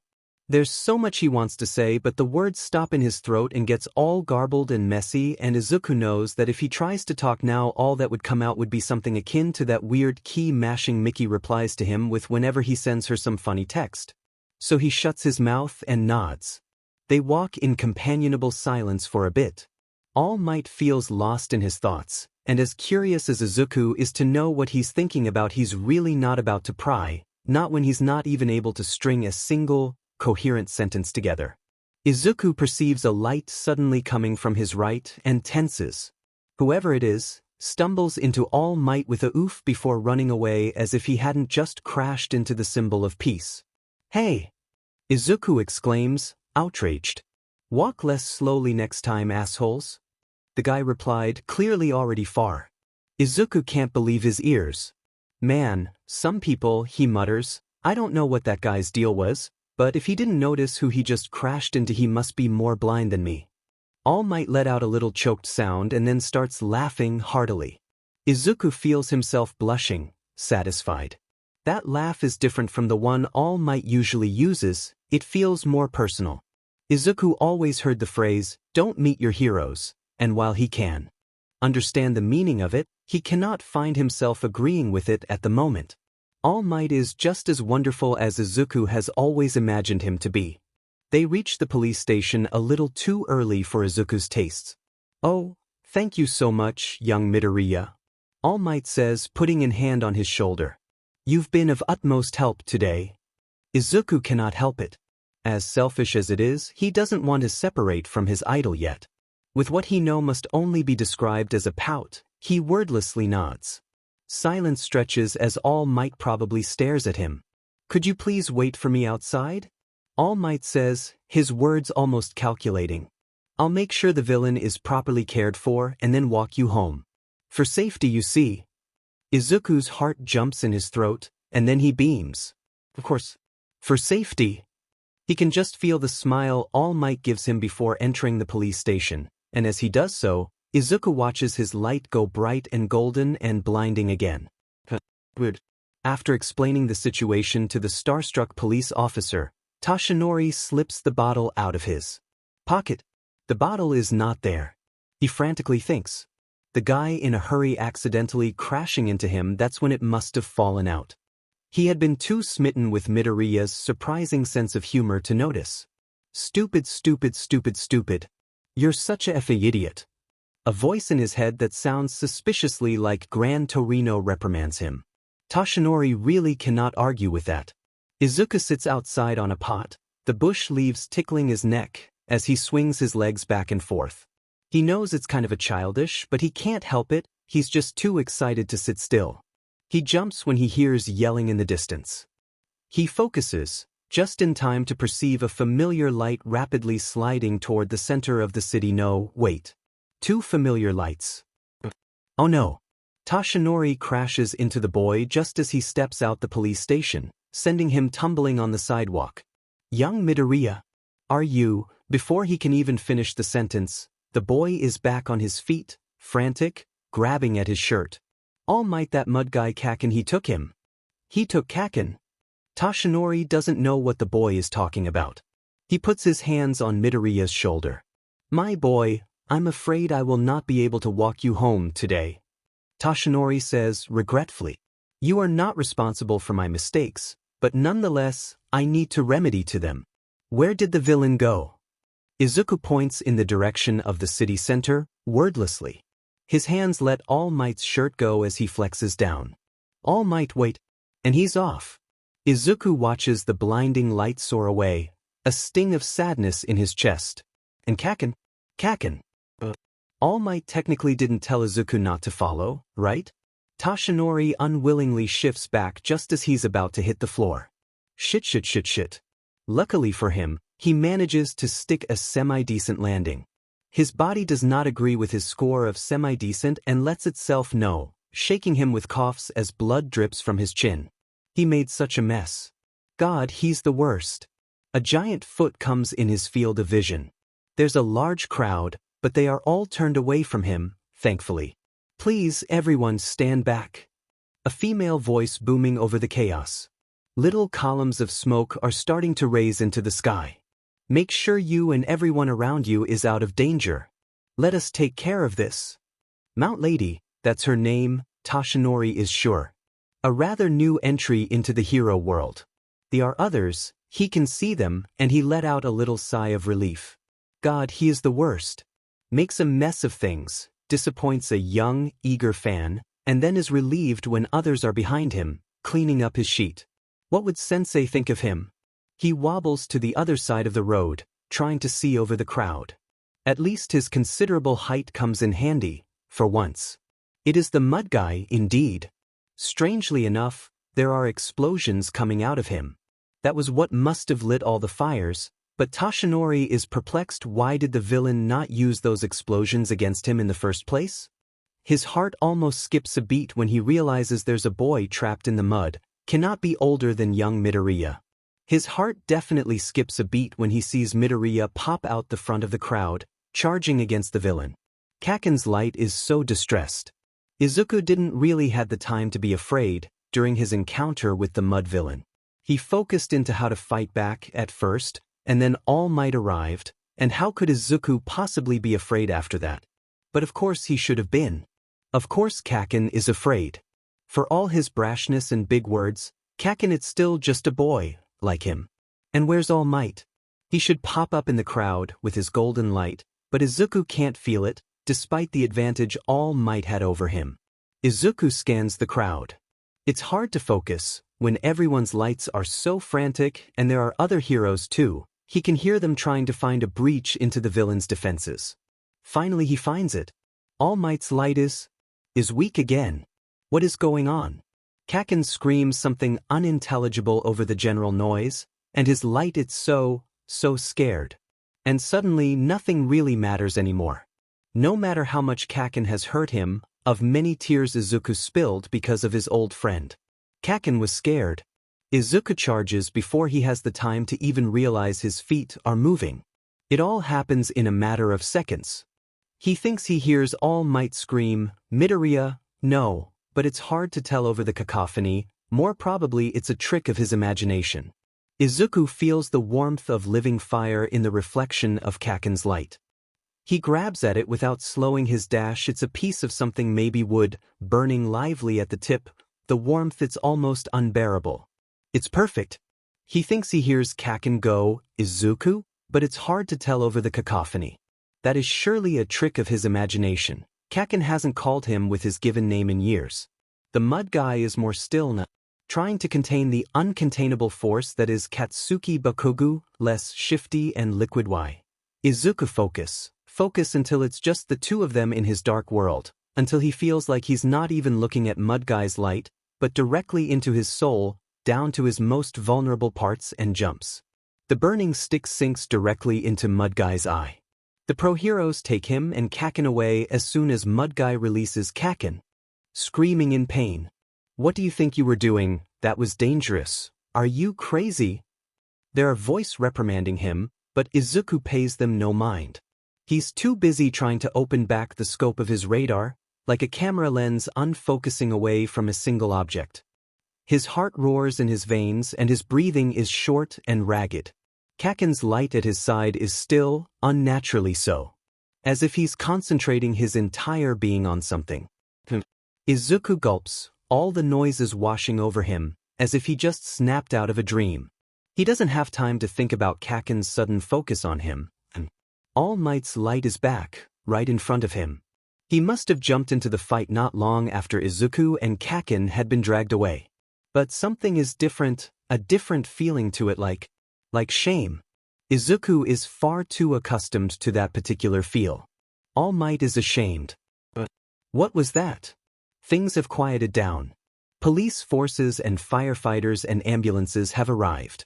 Izuku and Kaken got dragged over to a couple of paramedics that checked them and ordered them not to move. Kaken was unharmed, for the most part, and Izuku was definitely unharmed except for a small scrape on his palm that he got when he fell down after sinking the burning stick into the mud guy's eye. After the paramedics were satisfied with their condition and left them with a bottle of water each sitting inside one of the ambulances, Kaken asked that question. Izuku wasn't even sure what he was referring to. So many things have happened that pinpointing exactly what Kaken meant with that seemed an impossible task. Then again, knowing Kaken, he probably meant the whole thing from the very first moment Izuku has emerged from the crowd. Izuku is turned toward Kaken, not sure if he's actually looking at him. There's so much he could say. "You looked like you needed help," are the words that find their way out of Izuku's throat, weakly. Kaken hesitates. "You can't see, dipshit." But his words lack the usual bite. Izuku smiles sadly. "No," he says. "I guess not." Despite Kaken's loud, vehement protests, they are not allowed to leave until their parents come pick them up. Kaken's mother is the first to arrive, crushing Kaken in what Izuku can only imagine is a bear hug, going by his muffled protests. "Izuku," she's breathless after finally putting Kaken down. "They told me something of what has happened on the phone. Did you really?" Before she could finish the sentence, Mom arrives. "Izuku!" Now it's his turn to get crushed into a bear hug. "Izuku, oh my God, I was so scared. Don't you ever scare me like that again." Mom, I'm fine," he tries to say. "I really am. Look, I'm fine. I'm fine." Mom let out a watery sigh, her hands on his cheek, caressing him frantically. He let her hug him again without a protest. She deserves as much after the scare he must have given her. Her light turns from worried to absolutely enraged. "Young man," she says, steel in her voice, hands like bricks on Izuku's shoulder. "I got told on the phone you charged against a villain. You did not charge against villain, right?" Izuku was screwed. Toshinori made his way over the ambulance where the two boys were sitting. He had no juice left him, wobbling in his normal form over there. He did not like the idea of approaching them in his current body, but he trusted young Midoriya would recognize him, at least. It was clear that the boy had much more to him than his plain-looking exterior let on. It was also clear that the boy had no self-preservation whatsoever, and as hypocritical as it was of Toshinori, he was not gonna let this slide. The boy better cram in that curly head of his that getting himself killed before reaching the adult age was not the way to become a hero. Two women were standing in front of the ambulance, both of them with their arms around their respective sons. It was pretty clear at first sight who they were. Then the woman that could only be Midoriya's mother, going by the glaring similarity between them, put her hands on Midoriya's shoulder. Her gaze would have scared Toshinori had it been pointed at him. He once knew someone that would point that kind of gaze at him. "Young man, I got told on the phone you charged against a villain. You did not charge against villain, right?" Toshinori sighs. The boy deserved a scolding, but not getting the blame that he was overdue on his shoulders would be unfair and cruel toward young Midoriya. "Ma'am, a word if you please," he says, the woman turning toward him like an eagle. She really reminds him of a certain someone. Midoriya blinks and then his shoulders relax. "Ow," but he immediately shut his mouth, just as Toshinori was about to internally lose his sheet at the prospect of the boy letting those two words out. Young Midoriya looks at him. He had the distinct feeling he was literally looking at him, as impossible as that was, frowned, and then said nothing else, a knowing look on his face. The jig was up. And Midoriya Izuku was such a puzzling mystery in his mind, now. Izuku bit down his tongue to stop himself from blurting out All Might's name. His light was dim again, and he felt the panic in it as soon as Izuku has opened his mouth. All Might? He must have looked something different than usual. It was the only conclusion he could possibly come to. The guy that bumped them in the streets, the non-reaction from his mom. She was as much of an All Might fan as Izuku was. There was no way she wouldn't have freaked out at seeing him approach them, no matter how angry at Izuku she was. It all made sense. Izuku had no idea how or why, but that was the only sensible, logical conclusion. So he shut his mouth, hoping his face was conveying his silent understanding to All Might. All Might's secret would be safe with him. He'd go to the grave not telling anyone, if necessary. "Do we know each other?" Inko asked, perplexed. Before the sickly-looking, tall blonde man could answer, a police officer approached them, looking for Katsuki. "We need to ask him some questions." Of course, as his mother, you can come with us. The officer says, addressing Mitsuki. It'll only take a few minutes. Of course, she says, and Katsuki, bless his little grumpy soul, does not protest this time, dutifully following the officer despite the deep frown on his face. See you later, Inko, she says, sounding just as stressed and tired as Inko does. They watch the couple leave, the three of them, before Inko turns back towards the blonde man. I am responsible for young Midoriya's actions, he says, continuing as if there had been no interruptions. He seems to look slightly relieved, despite the bomb he just dropped on her. Excuse me? No, Mom, don't get mad, Izuku says, frantically. I mean, sir? He adds, sounding more confused than anything. I understand your anger, and I will not shy away from it. The blonde man continues. His voice is vaguely scratchy, and the stain on his shirt looks definitely like blood. He sounds like someone that walked to hell, and then a bit further, and then came back, before walking into hell again. But if you let me, I would like to explain the matter in a more private setting. He coughs. Inko squints menacingly, both hands firm on her son. Mom. Izuku's voice is low and serious, and she turns towards him. His face is turned up to her, his unseeing eyes trying to convey a feeling that doesn't quite manage to get through. If you trust me, Izuku says, then trust him. Please. It's late, very late, later than Izuku is usually allowed to stay up. He should go to school tomorrow. Inko knows he's not going to school tomorrow. She sighs, watching her son trying to dig a hole in their living room as he mutters to himself God only knows what. She has only caught some words there and then, something about a different form, she really can't make much out of it. Izuku is a constant source of surprises. Just as she thinks she has figured him out, at least a bit, there he goes with some new crazy antics. What did she do wrong, and yet so right to get a son like him? A knock on the door, Izuku jumps, all jittery, nervous energy. Stay there, she says, trying to muster some resemblance of anger in her voice. Sit down. You're walking a fine line here, mister. Izuku instantly obeys, sitting down on his favorite armchair straight as a plank. When she opens the door, the sickly blonde man is there, with a clean set of clothes, still looking like death warmed over. Sorry for the lateness, he says. He sounds breathless. I tried to get things done as fast as possible, but there was a lot of talking with the police forces, and I had to get out of those clothes, you know. He nervously scratches at his head. Yes, I know. Inko squints. There had been blood on his shirt that afternoon. Now, I do not know who you are, and I do not care why my son seems to think you are deserving of trust. I'm giving you a chance on his behalf, but you better have a really good explanation of all this, before I call the police on you. Izuku gasps in a way that would suggest she just walked up to a deity and spit in their face. He screams. Rude.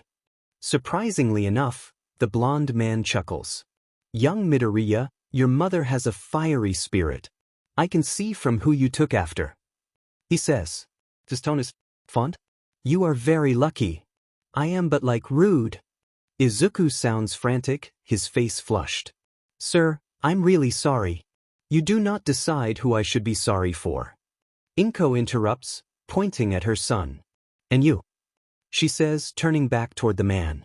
Get your butt on my couch and start talking. Izuku groans, hiding his face in his hands.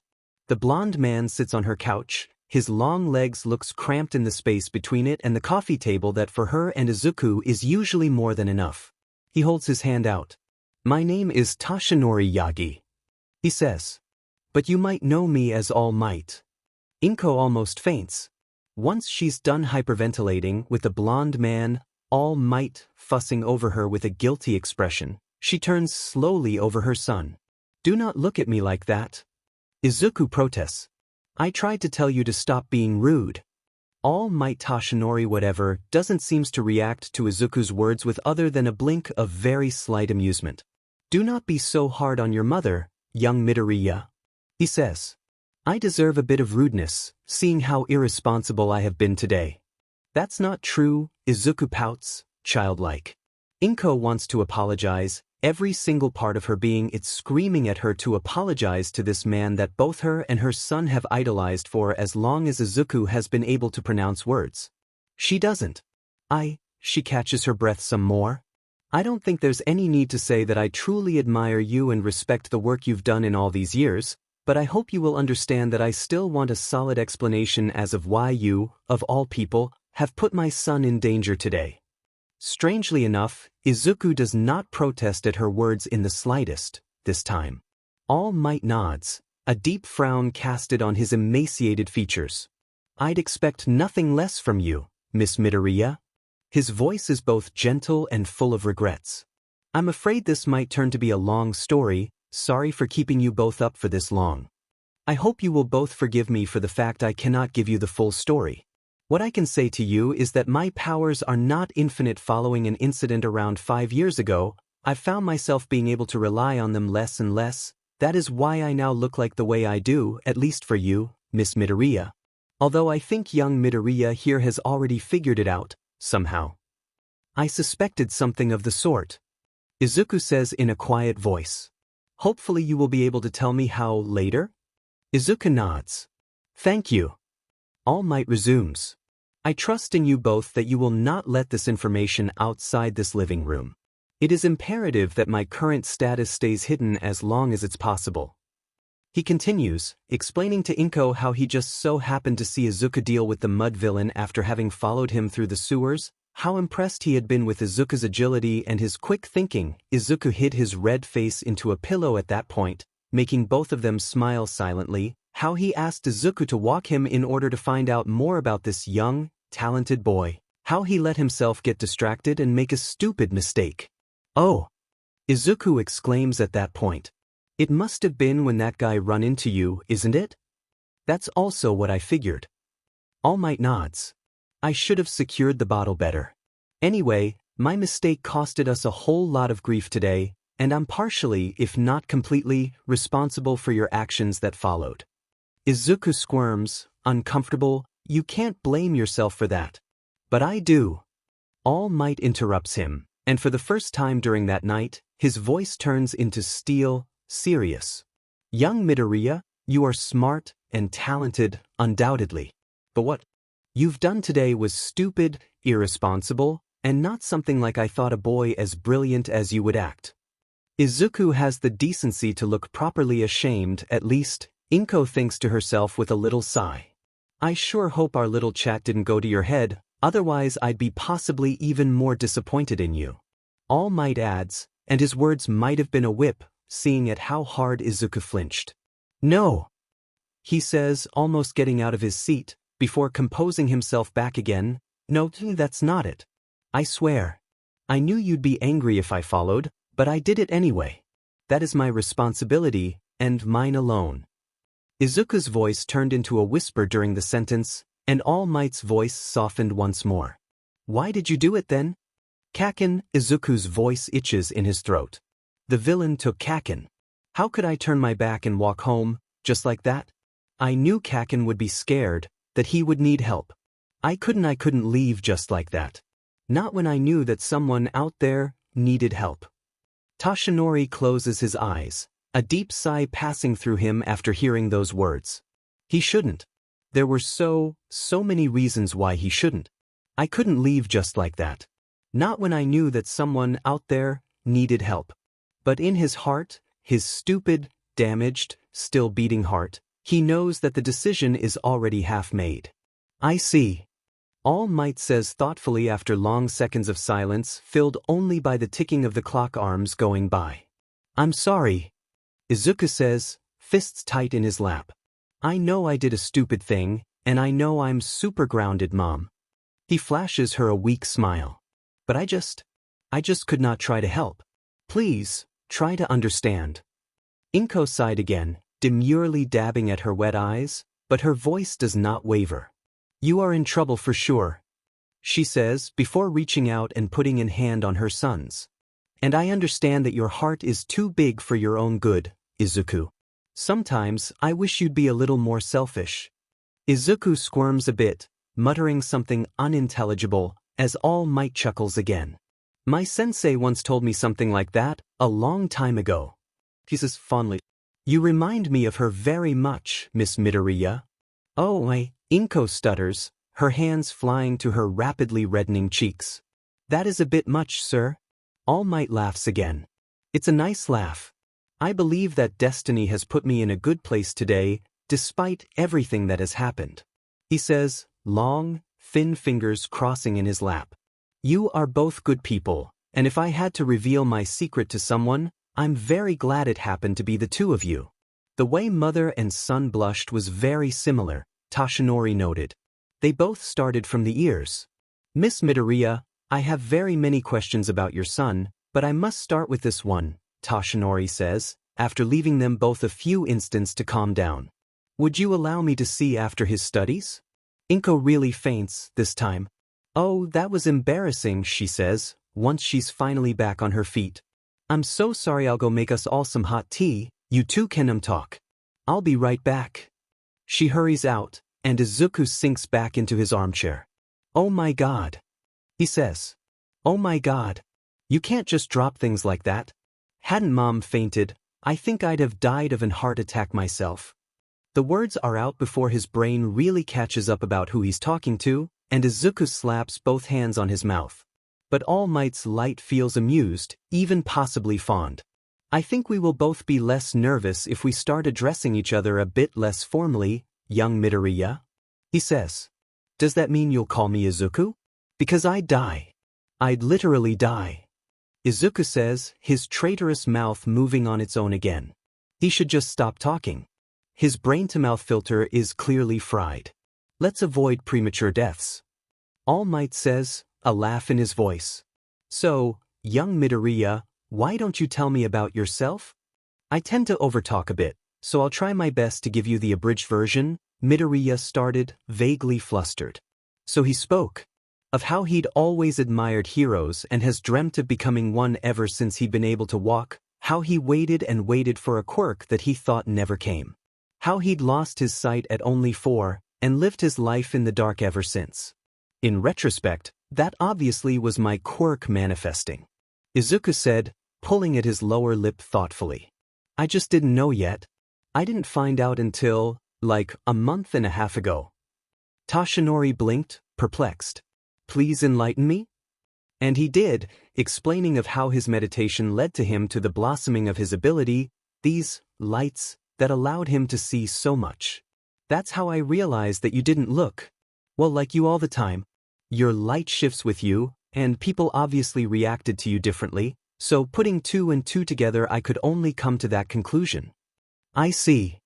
Toshinori replies, thoughtfully. While they spoke, Inko came back with freshly brewed tea and a plate of cookies she very unsubtle pushed in his direction. There it goes, another person in the constantly growing collection of people that tries to feed Toshinori. Please for the love of God eat something. He dutifully grabs a cookie, if only to avoid her pointed look. Could you tell me more about your quirk? For what I gather, these lights you see are unique to every living being. Can you see not biological matter as well? In a sense. Midoriya replies. I don't think not biological matter actually emits a signal I can perceive, but I can still feel it thanks to the living things surrounding it. It's like their lights reflect on surfaces, that way I'm able to feel them and move accordingly, if that makes sense. It does. Toshinori replies, taking a sip of his tea. You said you saw that villain take away your friend, by recognizing their lights. How far were they from you? At the moment the most I'm able to perceive without focusing too much it's about, I'd say, a radius of 200-300 meters, give or take. I've reached around 600 by focusing really hard, but that made me feel very sick. It's hard to perceive the sheer number of things alive around me. Midoriya finished his tea in record time and was now distractedly rolling the empty cup in his hands. I managed to stretch the radius very far since I first discovered my quirk, but at times the input gets overwhelming and I need to turn it off for a bit. Toshinori took his second cookie, distractedly. That is quite impressive, I have to say. He says after taking a bite. Both the scope of your quirk and how much you've been able to refine it after having discovered it only a short time ago. The young Midoriya smiles, red dusting his cheek. I cannot even count the amount of times an ability like yours would have made my work so much easier and saved so many more lives. Toshinori adds, almost too distracted by his own racing thoughts to realize he said that aloud. Impressive. Very impressive. Inko Midoriya let out a little hiccup that shakes him out of his stupor. When he turns to her, her eyes are wet. I'm sorry, she says, her voice trembling. Izuku is a good son, a fantastic one actually. Mom. But he has lived a hard life and has managed to get over so many obstacles only counting on his own strength, and yet, no one but a very selected few around him has ever saw his efforts and recognized his merits. To have someone know, to have you, between all, to see them, I thank you. A moment of silence follows the trembly and yet emphatic sentence, before the young Midoriya gets out of his armchair to kneel near his mother, surrounding her in a hug. His unseeing eyes are wet, but he does not cry. Toshinori is just assured yet again that his trust is not wasted with this family. I do not only recognize young Midoriya's merits, he says gently, putting a hand on her shoulder, but yours as well. You've done a fantastic job raising your son, Miss Midoriya. You should be proud. Her sob somehow sounds like music in Toshinori's ears. He bids his farewell at almost 3 in the morning after Inko Midoriya has calmed down enough. There's much to discuss still, but I think we all need to rest for now, he said, taking into young Midoriya's sleepy expression. I will visit in the evening to speak some more, later today, if that is okay with you too? Would you like to come for dinner? Young Midoriya blurted, his mom turning towards him with a frown. Izuku. Oh, please, like you wouldn't love that. He replied, shrugging. I would like to come for dinner, as long as Miss Midoriya promises me not to overdo herself. Toshinori replied with a little laugh. The woman blushed a bit. Well, I guess dinner it is, then. He turned one last time as mother and son waved at him and wished him a good night, slowly making his way back to his new, and still mostly empty, apartment. The night air is chilly, and the few visible stars he can see up in the sky seems to shine brighter than usual that night. He wonders if Sensei would approve of his decision. But first, for the time being, he needs to make some calls, and hope his living friends will agree with the conclusion he has come to. So, would you like to go to UA, young Midoriya? This is already the 3rd time All Might has come for dinner. The first 2 were mostly spent speaking some more of Izuku's life, telling All Might about Mickey and Ichiko and the training he has been going through for the past year and some. I see, you already have a solid basic knowledge of combat, that is really good. All Might said. I would like to speak with your sensei. So that was a point of discussion too, making arrangements. They've been thinking about how to introduce All Might without giving his identity away. I'm sorry, I do not wish to force you to lie to your friends, of course, but I am afraid this is a necessity I cannot negotiate over. When All Might blurted that question out, Izuku almost drops his chopsticks.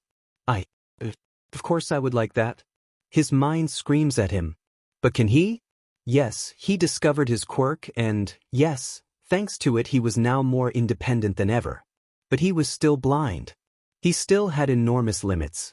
And his strength was only equivalent to the limits of his own body. Could someone like him really make it into UA's hero course? Young Midoriya, I like to think my judgment counts for something.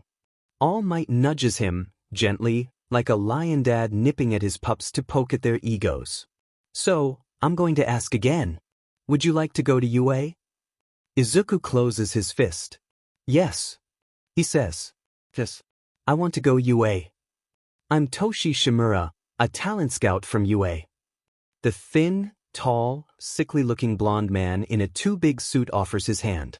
Miss Kobayakwa, young Midoriya has told me much about you, and as I've taken interest in his talents, I would like to speak to you about his training if possible.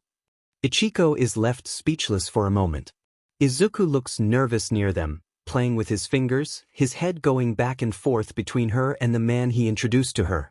A talent scout from UA, she breathes out. Izuku, you scored big this time. She grins, grabbing the man's hand in solid grip. It's a pleasure to meet you, Mr. Shimura. I would love to speak to you about Izuku's future. Izuku relaxes so plainly he looks as if he's about to melt. The talent scout that has taken interest in Izuku is kind of an odd guy, but by the way he talks, Mickey realized he probably was a huge dork, just like Izuku. He has been coming to their training sessions on and off, sometimes offering suggestions, mostly just watching.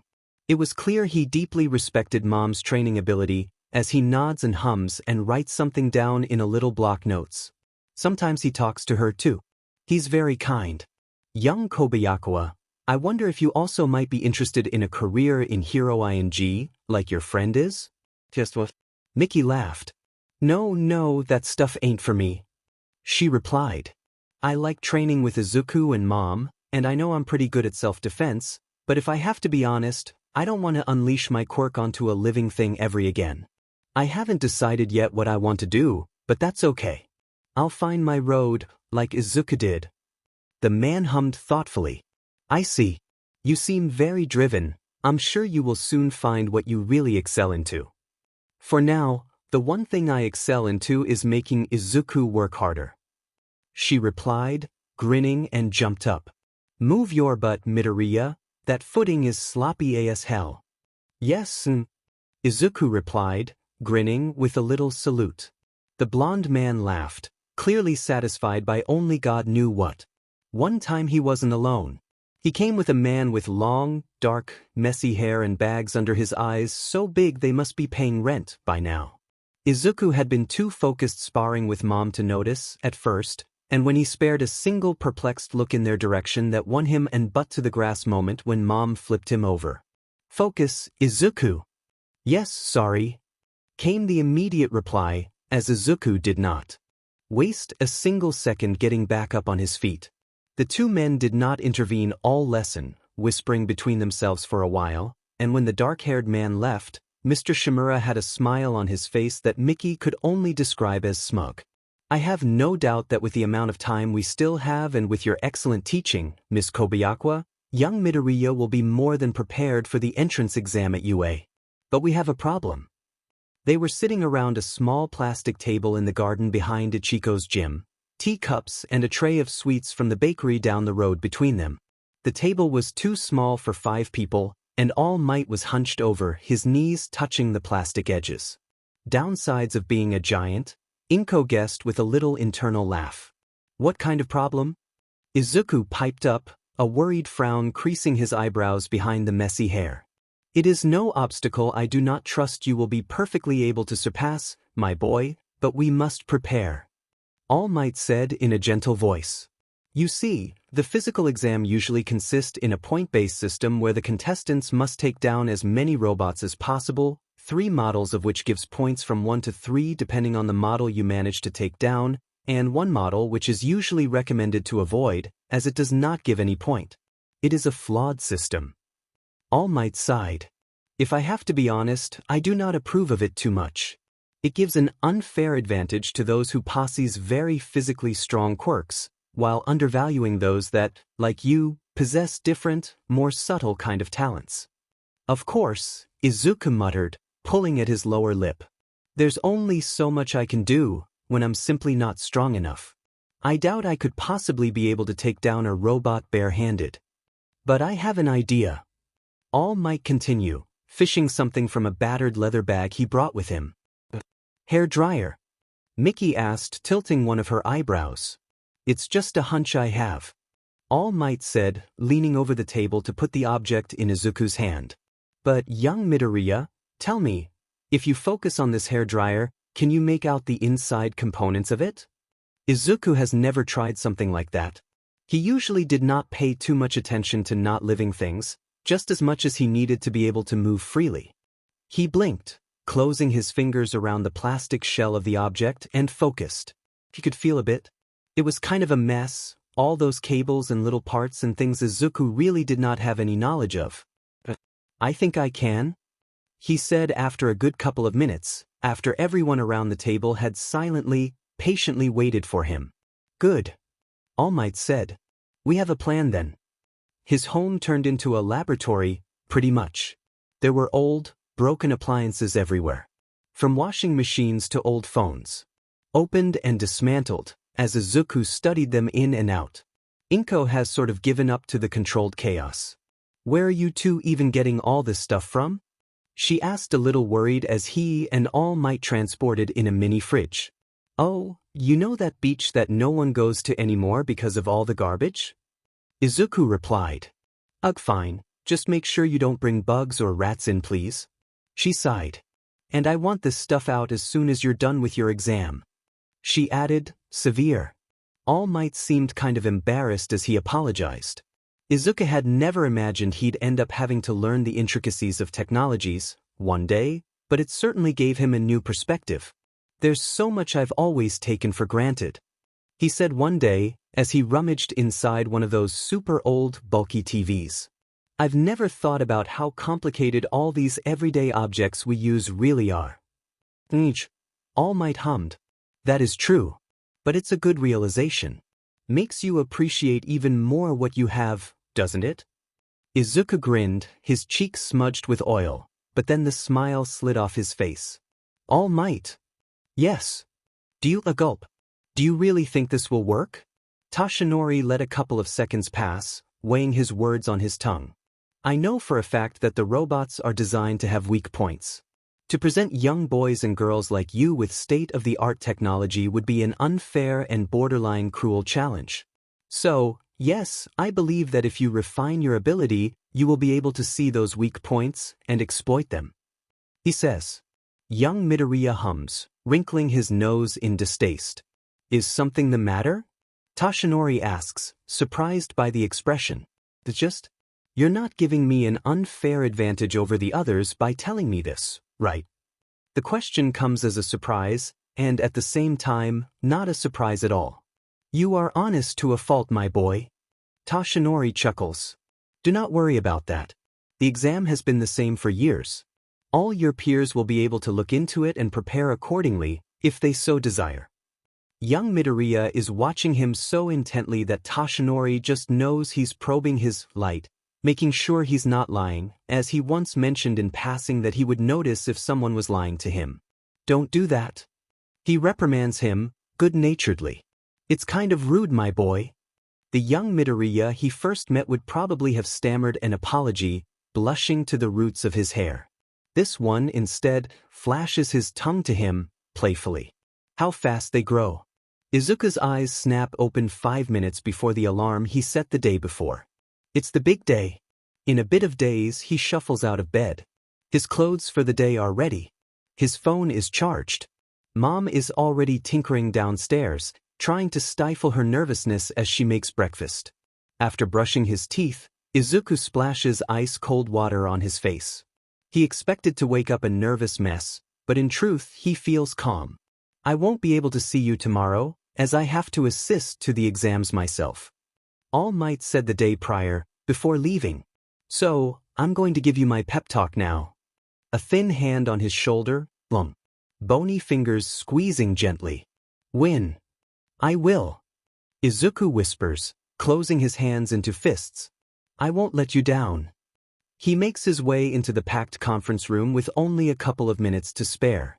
For all his sureness, he ended up getting a bad case of jelly knees just as they approached Yue's gates. Mom, Mickey and Ichiko-san hugged him tight for what felt like forever. We are channeling our strength into you, Ichiko-san said, half joking. That was enough to make him feel immensely better. Turn one. Last time from the door, flashing a victory sign toward the now far familiar lights, and then stepped in, taking a deep breath. The problem now was that the room was so packed Izuku couldn't make out a single free space where he could sit. Surely there must be some free seats still, but in the chaos of lights it was incredibly hard to distinguish. Psst, hey you with the curly hair. A female voice, and then a hand tugging at his sleeve. Over here, there's a seat. Oh, thank you. He stammers as he slides down into the seat by her side. The girl must have recognized his confusion. Pretty packed, huh? She says. Her voice is gentle if a bit nervous. I mean, I guess that's to be expected by UA's hero course exams. I'm Uraraka Ochako, by the way. Midoriya Izuku. He replies, and Uraraka takes his hand with only 4 fingers in the cramped space between them, shaking it. Nice to meet you, she says, and Izuku can imagine the brilliant smile on her face. When they got divided into groups, Izuku is relieved to see he's not in the same one as Kaken. No one at his middle school had any idea he was here. As selfish as it was, this was his secret that he wanted to keep until the very last second possible, a treasure close to his heart. That, and he didn't want to humiliate himself further in the very possible case he didn't make it through the exam. Uraraka is in his group, instead, which makes Izuku feel better. They are rival right now, yes, but knowing that at least one friendly presence was near him made him feel a little more brave. He wants to approach her and wish her good luck, when a big hand on his shoulder stops him in his tracks. What do you think you are doing? A severe voice. Izuku recognizes it. It's the same boy that has asked questions during the exam briefing, his voice strong and sure, just as his light is. She is obviously concentrating. Are you trying to obstruct your peers? No, I just. Whatever you want to do, don't. The boy replied, and Izuku shut his mouth. Izuku's hands hurt. He managed to take down a couple of robots by going for their weak spots, and with immense effort. Actually, his entire body hurt, clothes sticking to him thanks to how much he was sweating. All Might's plan did work, but it was a laughable result, if confronted with how well everyone else around him was doing. What was all that work for? He asks himself, furious, as he desperately runs, and as more and more robots are taken down by the others, making his chances to score enough points slimmer and slimmer. His eyes sting, and he angrily wipes the tears away. He can't just give up now, not like this. Izuku is shaken out of his stormy thoughts when the earth trembles. He turns, just in time to see something gigantic. He can't make out how tall the thing is, as the lights of living things dims out going upwards to the sky. It's that 0 points thing. He hears someone comment nearby. Better run. Lights shoots by him as the other exam goers put distance between them and the giant, but useless, robot. Every light but one. Uraraka? He calls out, confused. Uraraka's light is clearly distressed. There's something blocking her, preventing her from running away. A boulder? Pieces of rubble? Midoriya? She asks, her voice tight. What are you doing? Run. That thing could easily squash her with a single step. To hell with the exam, Izuku thinks, as his feet already started moving on their own. Ochako could only watch, her eyes wide, as Midoriya charges towards her instead of running away like everyone else did. What a strange boy he is, just barely taller than her, scrawny in his too big gym clothes, with that mop of curly, messy hair covering half his face.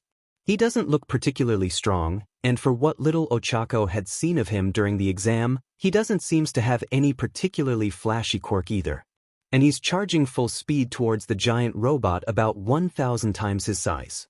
She wants to scream at him to get away. It's too dangerous, but another wave of nausea hit her. She overdid it, and now she can't even get herself free from the rubble that's blocking her ankle. Midoriya shoots past before she can even say anything, grabbing a piece of broken pipe from the floor and then starts to climb with a rather remarkable agility up the robot's leg. The robot is still walking forward, apparently not reacting to the little boy that's now near one of its junctures. Midoriya is hanging by one of the thick cables with one hand, his feet firmly placed against the steel, and he's trying to sink the piece of pipe in a very precise spot with all his strength. Ochako has no idea what he's doing. Midoriya must be desperate and out of his mind. There's no why he'd act like this if he was lucid and realized that he was trying to fight with a robot the size of a skyscraper that would merit him a whole lot of 0 points. That is until the robot makes a creaky noise, its step falters when the leg Midoriya is hitting refuses to work properly, and the thing starts to lose balance, falling on a side. The robot is so heavy that Midoriya is dislodged and launched up in the air by the recoil of the fall. That's when Ochako realizes. He was saving her. Izuku is falling, he's going to splat down on the asphalt like a mature tomato. Bye-bye you, bye-bye mom, bye-bye All Might. A light embraces him, and his free fall is suddenly slowed down to a gentle glide, as if Izuku suddenly turned into a feather. Uraraka Ochako doesn't let him go until they are both firmly on the ground, alive, and definitely not splattered. Why did you do that? Just strained. Izuku slowly stands, his knees weak. The giant robot is not moving anymore. Uraraka is okay. Uraraka is okay. You were in trouble. He replies with a relieved sigh. Someone had to do something. Your hand, she gasps, and Izuku can feel the warmth of blood on his palm. Old sores opened and started to bleed when he held so tight to that pipe, hitting and hitting again, regardless of the pain. Nothing, he says, and then a horn sounds in the distance, Present Mick's voice announcing the end of the exam. He laughs, nervous, not a sign of mirth in it. His nose stings. I guess this is it for me then. Uraraka has stood up as well. She places a gentle hand on his arm, her light speaking of sadness for him. Then she pukes all over him. Principal Nedzu pats Toshinori on the knee a couple of times. I see what you meant about that boy, he says. He's certainly a very interesting one. He enters into the Midoriya's household. The boy is sitting on the couch in the living room with a blank, lost expression. He's been like this since we came back from the exam the other day. Inko sighs in a low voice after welcoming him in. I'm sorry for having kept him waiting. He replies, scratching the back of his head. I had a lot of things to take care of. The official results will not be announced for a few days yet, but I figured he'd be down after the exam. Even if it's a bit of cheating, I'd rather just tell him now and take the weight off his shoulders. Inko smiles at him, patting gently his shoulder before disappearing in the kitchen, giving him and the boy some privacy. Young Midoriya. The boy jumps, turning around with a surprised expression, before turning away from him in haste. Oh, hello, he says, voice low. Toshinori sits down by his side, observing. Midoriya is hanging his head low, hands between his knees nervously tightening into fists over and over again. So, he starts, casually. How do you think you did? I'm sorry I disappointed you. Midoriya whispers back. Toshinori takes a deep breath. So much work to build up the boy's confidence, and yet it takes so little to tear it down. I'm not disappointed in the slightest, my boy. Toshinori says. You did excellently, exactly as I thought you would. Don't, Midoriya gulps, his throat moving. Don't make fun of me, please. I'm not. Do you think I really would do that? Slowly, the boy turns his face up to him. It is true that your score was very low, the lowest among your group. Toshinori says, ignoring the flinch that followed those words. But that was not all there was to the exam, and you did exactly what I expected you to do. The boy blinks, confused, and Toshinori cannot help the temptation to ruffle his hair. You showed them all what a hero really is. The young Uraraka came to us, you know? She realized you've ignored your own exam in order to help her, and asked us to share her points with you. She did. Seems like you've already got a new friend, my boy. Toshinori adds in a gentle voice, before continuing.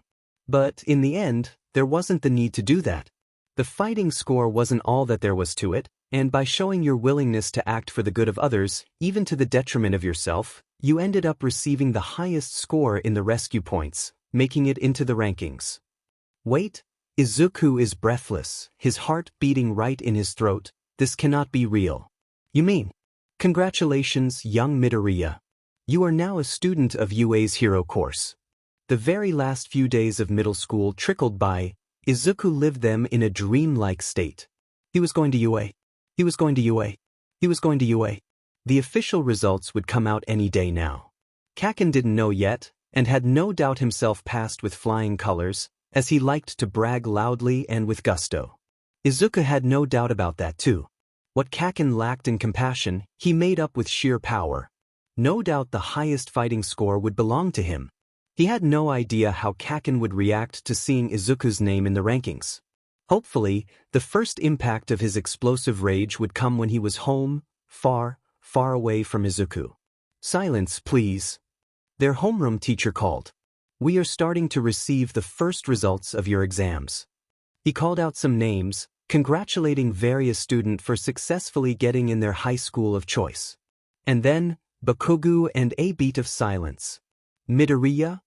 Izuku could feel the silence that fell in the classroom in his mouth, thick as tofu. The teacher let out a little embarrassed cough after his own hesitation. Congratulations, I hope your future in UA's hero course will be bright. The chaos that exploded, literally, required 5 minutes of their teacher yelling at them to calm down, before it could be contained. Some of his classmates shot up from their seats as Kaken's desk exploded into 2 neat pieces as soon as the teacher finished his sentence. Midoriya? No way. What? Soon, Izuku was surrounded. Midoriya? When did that happen? Izuku stammered. Dude, congratulations. Someone else exclaimed, their voice sincere. Before he could try to say anything else, hands were on him, friendly patting his shoulders, voices congratulating him from all sides. He expected Kaken to be on his throat at any second, now, but he never came. Izuku.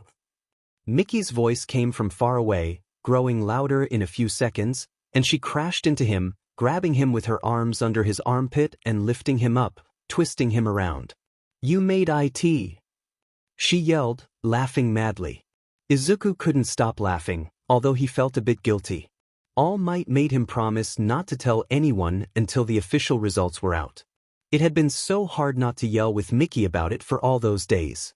Still, she apparently already knew despite the fact that their teachers shared the news with them just a couple of hours before. How do you know? He asked laughing. Everyone is chain texting like mad, dude. She replied, finally putting him back down on the floor, but not letting him go. Everyone is so excited for you, it's incredible. Oh, Izuku, I'm so happy. She closed her gloved hand in a fist, rubbing her knuckles on his head madly. Mickey no. He tried to protest between laughs, trying and failing to free himself up from the Mickey clamp hug of death. Everyone is so excited for you, she said. Well, that was a new feeling for sure. For a while Ichiko's gym has turned into party central. They simply couldn't stop. Every time they got together, at the end of a training session, they just had to celebrate Izuku's successful exam. The boy would react with embarrassed delight every single time, laughing and smiling and dancing with Mickey. I will end putting up weight dash, Inko whined with a smile, as she brought some more cooked goodies. Well, means you'll still have to visit me when Izuku will start with high school, right? Ichiko replied, making her laugh. I don't need an excuse for that, Ichiko-san. Izuku was living his life on a cloud. Whenever he went in school, he'd get stopped by people congratulating him, wishing him success, patting his shoulders. It was such an alien feeling, but he couldn't deny to himself that it wasn't an unwelcome one. And every time he, Mom, Mickey, and Ichiko-san were in the same room, they ended up celebrating in a way or another. Middle school would end the next day, and then the break before the start of high school, of UA, would come. Ichiko-san and All Might already studied his training regime for it, and Izuku, eager to get better and better and better, couldn't wait for it. He was humming a tune to himself, walking through that same underpass that completely changed his life some months prior, when a familiar light in front of him stopped him dead in his tracks. I know you can see me, Kaken says. You lying sheet. The distance between them rapidly closed as Kaken walked right up to his face. Was it funny? He growls. Kaken, was it nice to laugh behind everyone's back as you lied to their faces? Kaken, well, guess what, dipshit, you didn't fool me. I don't. Shut up. Izuku's back hits the wall painfully after Kaken grabbed him by the collar, pushing him forcefully. For how long did you think you could keep up this recital, huh? Kaken hisses in his face. What was even all of this? This long con? Have you thought that by acting like a useless piece of shit it'd make it easier for you to get into UA? Well, I guess it worked, so, for once, you were right. Finally the piece clicks into place in Izuku's mind. You, he whispers. You think I'm not blind? Like, no fing sheet. Kaken spits out. Do you think I didn't notice? You were dead on in hitting that stupid mud guy months ago, and you don't even pretend to go around with that dumb cane anymore, and now you miraculously made it into UA? Who did you think you could fool? Kaken's hands are still tight on his collar. Izuku's fingers circles around Kaken's wrist. Do you really think I would lie about something like that? He asks, voice low. I think you are a cowardly, lying sack of shit, so yes. I do. Kaken replied without missing a beat. Izuku hates himself for it, for how easy tears come up to him. They roll down his cheeks freely, as he uses his other hand to drag the hair away from his eyes. He feels Kaken flinch. Look at me, he hiccups. Look at my eyes and tell me, do you think I would lie? But he doesn't give Kaken the time to answer. Do you think I wouldn't sell my soul for just a minute of being able to see my mother's face again? To see how the sky looks like, how my friends smile at me? Do you think I wouldn't? That I never Do you think I wouldn't want to be able to look at you, to actually look at you, right now, and look into your eyes and try to see what words cannot tell me? Izuku coughs, sobs shaking him. Kaken's hands are less tight on his collar. Do you think I don't wish with all my strength to be able to look at you and try understand why do you hate me so much, he finishes in a broken voice, his fingers trembling around Kaken's wrist. Kaken let him go as if he'd got burned. Izuku slides on his knees on the asphalt, coughing, tears rolling down his cheeks. The silence stretches long, infinitely so, even if it was just a handful of seconds in reality. Then Kaken turns and runs away. When he enters home, he can hear Mom and All Might laughing about something in the living room. Oh Izuku, there you are, there's someone Izuku? His mom starts cheerfully as she comes to the door, before her voice turns worried. Izuku knows he must look a mess. He hasn't been able to stop crying as he made his way back, tears still rolling down the wet little tracks they formed on his cheeks. Before she could add anything, he walks past her, his shoes messily left behind him, making it in his room and closing the door with the key before sliding down with his back against it, collecting his knees against his chest, sobs shaking him.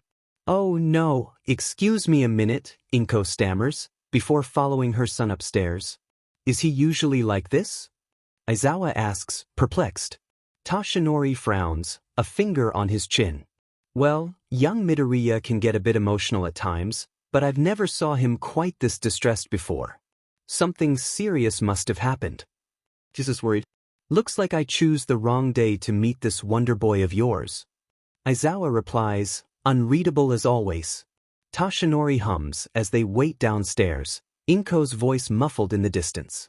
She comes down a few minutes later, pale and frowning, a hand on her mouth. I'm very sorry, Mr. Aizawa, she says. He's refusing to open the door. I have no idea what has gotten into him. Can I? Toshinori asks, pointing upstairs, and Inko sidesteps, wordlessly. A knock on the door, and then All Might's voice. Young Midoriya? If there's one person he absolutely does not want to see him in this state, that's All Might for sure. Do you want to open the door? He asks, infinitely gentle. Izuku cannot stop crying.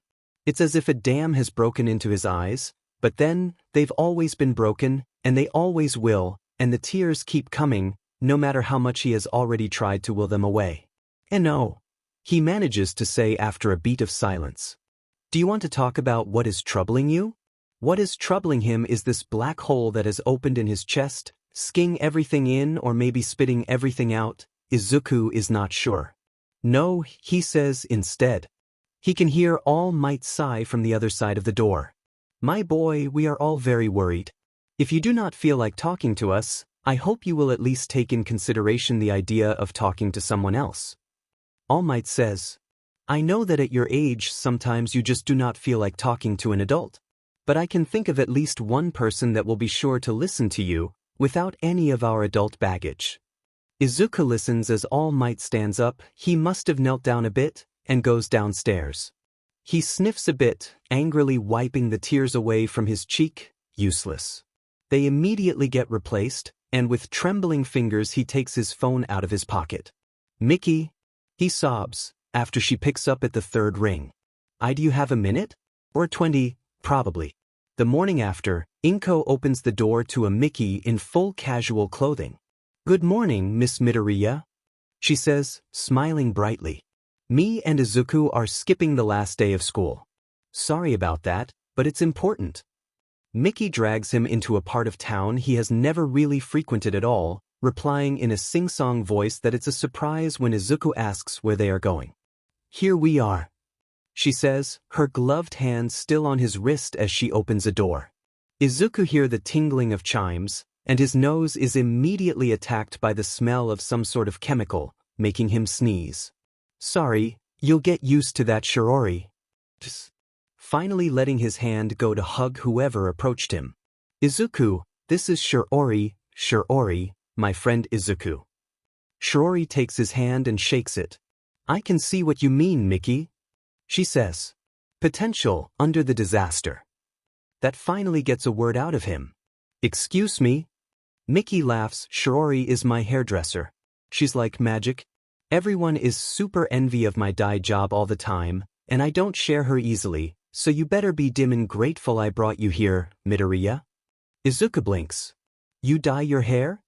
The two girls laugh as he gets guided and pushed on a seat. Yes, I do, and you'd know, have you ever bothered to ask? Now sit and let Shiori work her magic. You never asked her how she looks? Shiori asked curiously, her finger carding through Izuku's hair as if she's studying it. He gulps. I lost my sight when I was 4, so my memories of what it actually means to see are very fuzzy. Most of the time asking that would be pointless. I have a hard time visualizing descriptions, anyway. He says, vaguely monotone. Shiori hums, distracted. Okay, I know what to do with you, little disaster. I don't want my hair dyed. Izuku replies.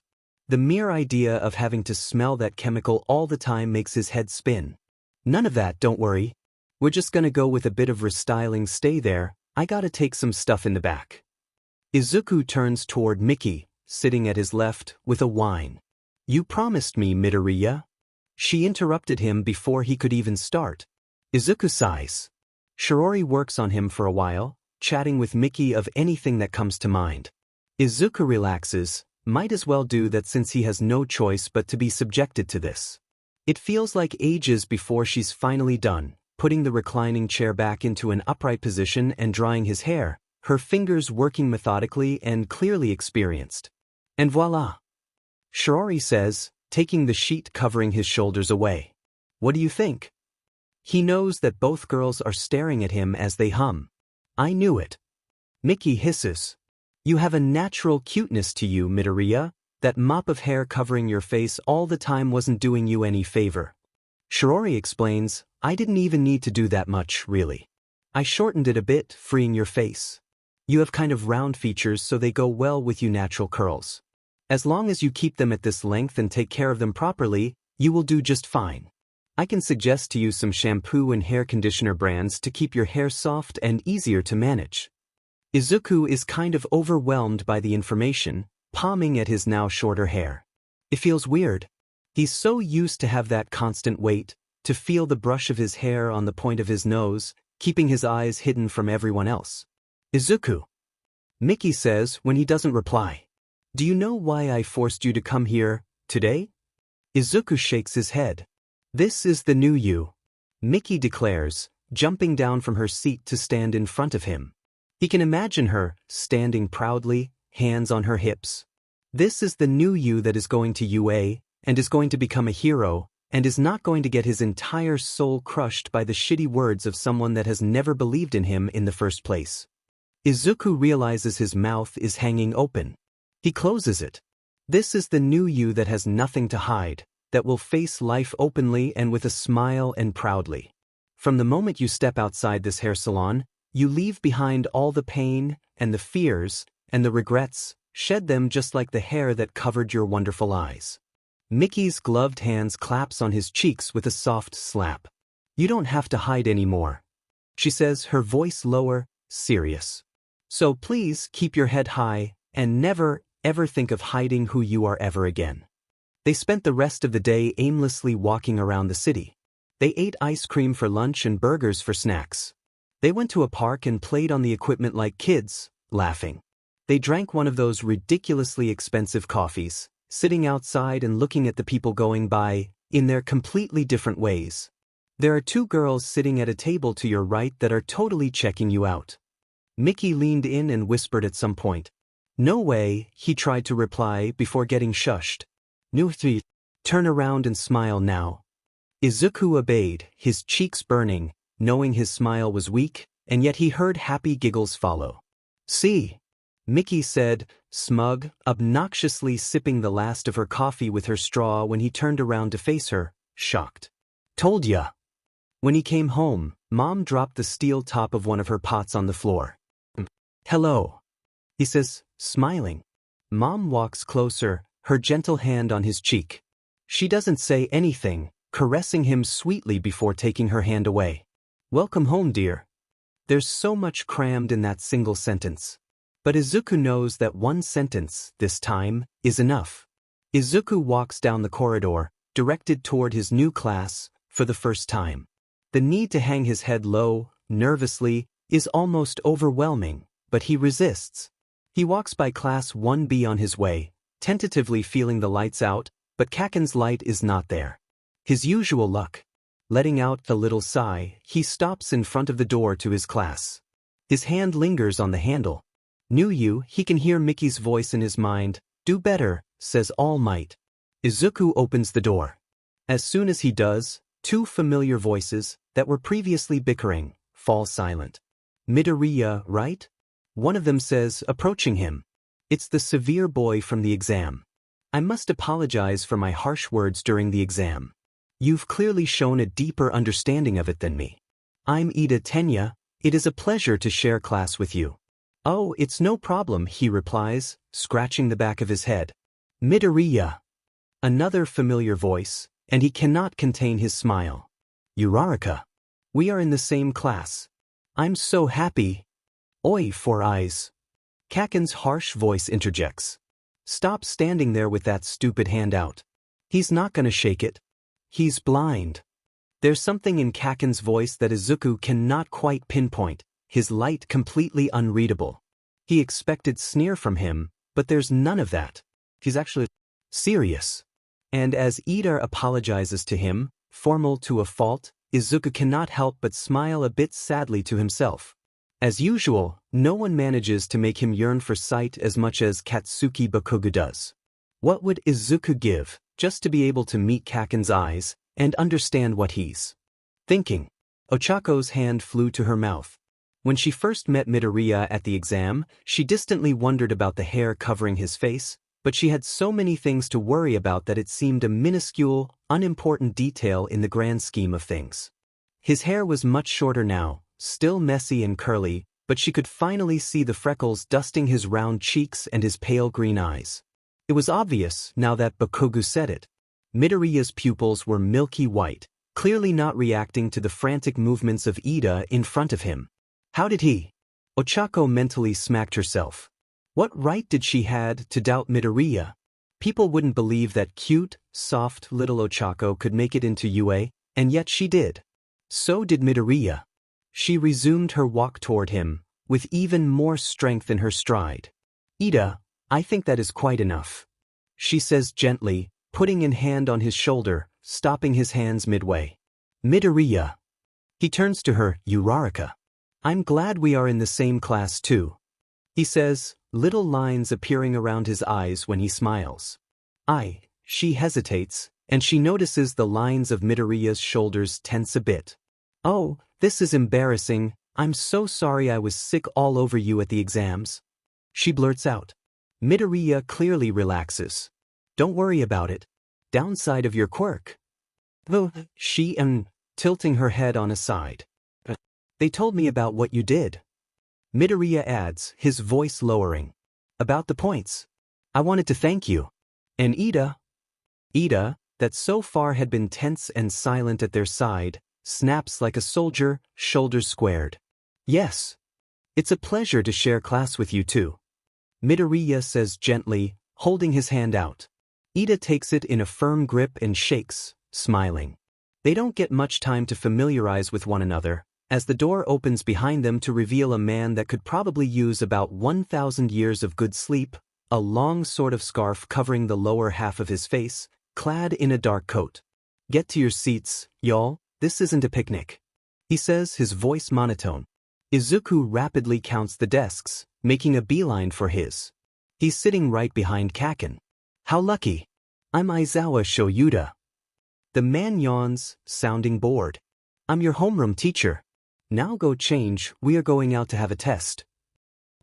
Aizawa drags a hand on his face, tired. Goddamn Toshinori and his stupid hopeful smile. The man approached him that morning, in his all-might form, putting a heavy hand on his shoulder. "A word, my friend, if you please." He boomed, making him groan. "It's too early for this, just say what you want to say." He replied, voice still raw with sleep. "I saw that young Midoriya has been assigned to your class." "Yes, your golden boy. Go on." "And I cannot help but worry. I do not mean to challenge your teaching methods, clearly, but I'm aware of your first-day tests. For all his talents and training, for the time being Midoriya is just a normal teenage boy, physically. He will not show particularly brilliant results. Are you asking me to give him a special treatment? I would never." Aizawa finally turns, facing the blinding smile. "I'm only asking you to give him a chance to prove himself." He could not resist that smile. He wanted a chance for the boy? Fine. He was going to get one. Golden Kid better work his butt off, and prove he deserved that chance. As the tests went on, the threat of expulsion weighed more and more on Izuku's shoulders, making him spiral into a silent panic. All his classmates could count on their quirks to give them an edge, one way or the other. But Izuku was only stuck with his normal body, and for how fast he tried to run, for how high he tried to jump, he was still at the bottom of the chart. Aizawa-sensei finished scribbling something down, before addressing them in his monotone voice. "All right, one last test. Follow me." They dutifully followed. Izuku was hugging himself, head hanging low. He could feel Uraraka's light approaching him, feeling that she wanted to put a hand on his shoulder and comfort him, but he didn't want comfort. He didn't want pity. He was done with pity. He walked a bit faster. Strength and speed are not all. Aizawa-sensei explained once he stopped them in front of another training ground. Izuku examined it, focusing his senses. It was not much different from the fake city they took the entrance exam in, but it was more packed, the place full of tight openings and all sorts of nooks and crannies. Your ability to examine the ground you're working in and your senses are just as important. For this test, we will spend the next half hour in here. I will be hiding, and your role will be to find me. The first person that finds me gets a point. All you need is to touch me. When that happens, you'll give me 10 seconds of vantage to find a different spot to hide. I will keep hiding in different places for the full time. A little pause, as if sensei is making sure everyone is listening. Some of you might not ever see me during that time. Some of you might manage to hoard all the points for themselves. But, more probably, at the end of the 30 minutes, you will all be at 0. A collective gulp passed through the group, but Izuku is not believing his ears, a blossom of hope back in his chest. This is it. This is made for him. This is perfect. I will take 10 minutes to hide. Wait at the entrance. When you hear the horn, the time starts. Izuku has to refrain himself from sprinting like a thunderbolt when the horn blares over them. He knows already where Aizawa-sensei is, of course. But in order to don't raise too much suspicion between his classmates, he waits for them to sprint ahead, before making his way toward their teacher. If everything goes according to plan, they will soon catch up to what is going on and will probably start to try follow him. Izuku has to hoard as many points as possible before that happens. Katsuki has been searching, grunting, irritated by this stupid test, when the horn blew again, and a robotic voice announced, "Midoriya Izuku, 1 point." His head snaps up at the clock, showing that a mere 2 minutes have gone by. What the F dash? He has to admit it, the boy is giving him a run for his money. Aizawa's specialty has always been stealth. Being able to hide, to move unseen, is what he does. This is a test he usually reserves for older, more experienced classes. But the boy, he's keeping up. Oh, is he keeping up? Aizawa slides under a pipe, silent as a cat. His ears are strained, waiting for Midoriya to betray his position. At 5 points, Todoroki Shudo has started to follow Midoriya, giving the boy another obstacle to surpass, forcing him to don't just make a beeline for Aizawa, but to also hide and move unseen himself. At 7 points, Yaoyorozu Momo imitated Todoroki. At 8, Tokoyami Fumikage had the same idea as well. The boy is not half bad, Aizawa has to admit. He managed to shake them off his tail more than once, thanks to his quick thinking and his ability to move in dark spaces where others would be completely lost, while simultaneously trying his DMN best to creep closer to Aizawa as silent as possible. At 9 points, Aizawa activated his quirk against Midoriya. The boy scrambled, panicked at first, hitting directly with his face a brick wall in his way. Then he jumped out of Aizawa's line of sight. And he started to make a DMN good job of keeping it so, popping out from the most unexpected places to claim his points. His 13th points, Aizawa didn't have the chance to even try to lay his eyes on Midoriya, before a small hand slapped his back and the robotic voice announced, "Midoriya Izuku, 13 points. Oh, this was fun. This might have been the most brutal game of hide-and-seek Izuku had ever taken part in. Everyone caught up.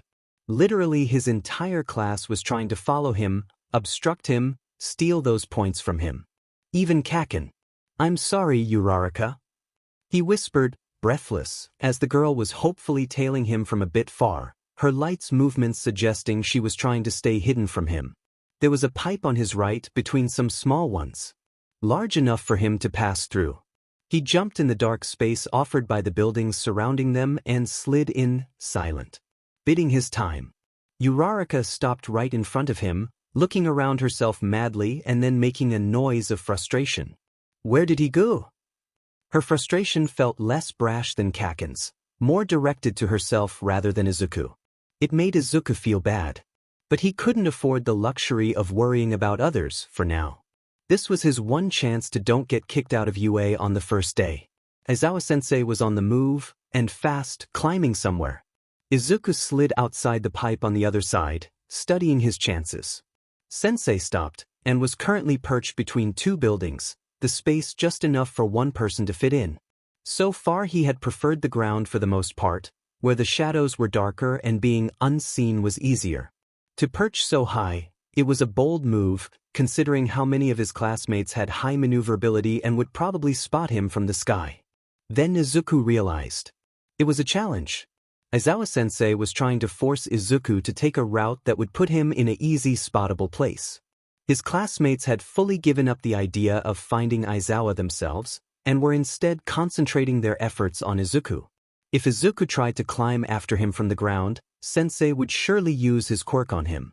But if he approached from above, he was sure to be seen, especially from Todoroki, which had been following him like an eagle for a while, now. Izuku took a deep breath, wiping the fat droplets of sweat rolling from his forehead with a wrist.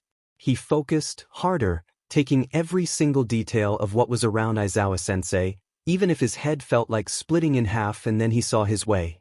Bingo. The clock was ticking, and Aizawa wondered if the boy had given up, or was just too exhausted to take that one last point.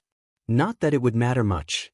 Midoriya had definitely proven himself, but still, he could not imagine such a driven boy ever giving up, not fighting until the last second possible. As he muses, the last minute approaches. 60 seconds remaining. And then everything happened very fast. Ochako had been running in circles, frustrated. She managed to catch that single glimpse of Midoriya before he disappeared apparently out of thin air, and she hadn't caught a single glimpse of Aizawa-sensei, not even the tip of his scarf. Todoroki was chasing through the sky with his ice bridges, as he had been most of the time.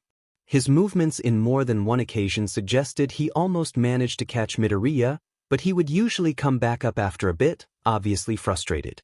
Everyone was out for blood at that point, desperate for even a single point to try stand over the others. But Midoriya wasn't going to give a single inch if he could help it, clearly. Suddenly, she sees Todoroki plunge down, raising his arm ready to attack, before the ice bridge stopped forming under his feet and the ice around his right arm never quite made it out. He fell on the rooftop of the building right under him. Midoriya Izuku, 14 points. The voice announced, and then, time's up. I see. Aizawa was muttering to himself. The boy cooked up quite the bold plan. He led Todoroki on a wild goose chase towards Aizawa, and had used him as a distraction, while simultaneously luring Aizawa in a trap. Aizawa looked up at the noise, ready to throw Midoriya in for a loop with his quirk, and instead found himself staring at Todoroki, interrupting the attack he was about to unleash and sending him tumbling down as the ice bridge stopped forming under his feet.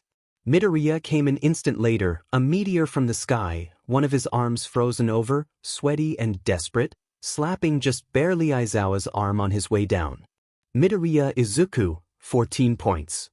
Kid was lucky Aizawa didn't had any intention to explain to Toshinori why his golden boy ended up flattening his face on concrete. His scarf tightened around Midoriya's wrist after the slap, stopping his fall, and he lowered both himself and the boy back on the ground, gently. Once there, Midoriya hadn't moved, panting heavily, arms and legs stretched out in a semi-frozen, sweaty imitation of a sea star. "Am I?" he panted. "Am I expelled?" Aizawa gave him grin. "You're a lucky one, Midoriya Izuku." They regrouped at the entrance, animatedly discussing. "That was super insane." The boy that has introduced himself as Kirishima that morning said, excitedly pumping his fists in front of him. "Yes, I didn't see any of it, it must have been quite the show. I'm so curious to know how Midoriya did it." Ochako couldn't do anything but agree with the sentiment. Listening to Midoriya rack up point after point after point had been both exhilarating and frustrating. Not everyone shared the enthusiasm, she noted, when Bakugu passed by, positively fuming. Ida, instead, was muttering to himself. Maybe some kind of perception quirk? Still, doesn't explain how he moved so comfortably in an unknown ground. I must ask Midoriya for pointers. Aizawa-sensei, Todoroki and Midoriya himself were the last ones out. Todoroki had his left hand on Midoriya's right shoulder, melting down the ice that encased his entire arm with a neutral expression. Midoriya looked positively destroyed, his clothes sticking to him, drenched in sweat, walking with a bit of a limp, but showing a small, prideful smile. They almost all run to meet them halfway, speaking over one another. "Midoriya, that was so cool. How did you do that? What is your quirk?" "Midoriya, you must teach me." "Calm down now, all of you," Aizawa-sensei said, raising his hand. "You all did terribly at this test, except for Midoriya, as you already know." The enthusiasm died quite fast after that.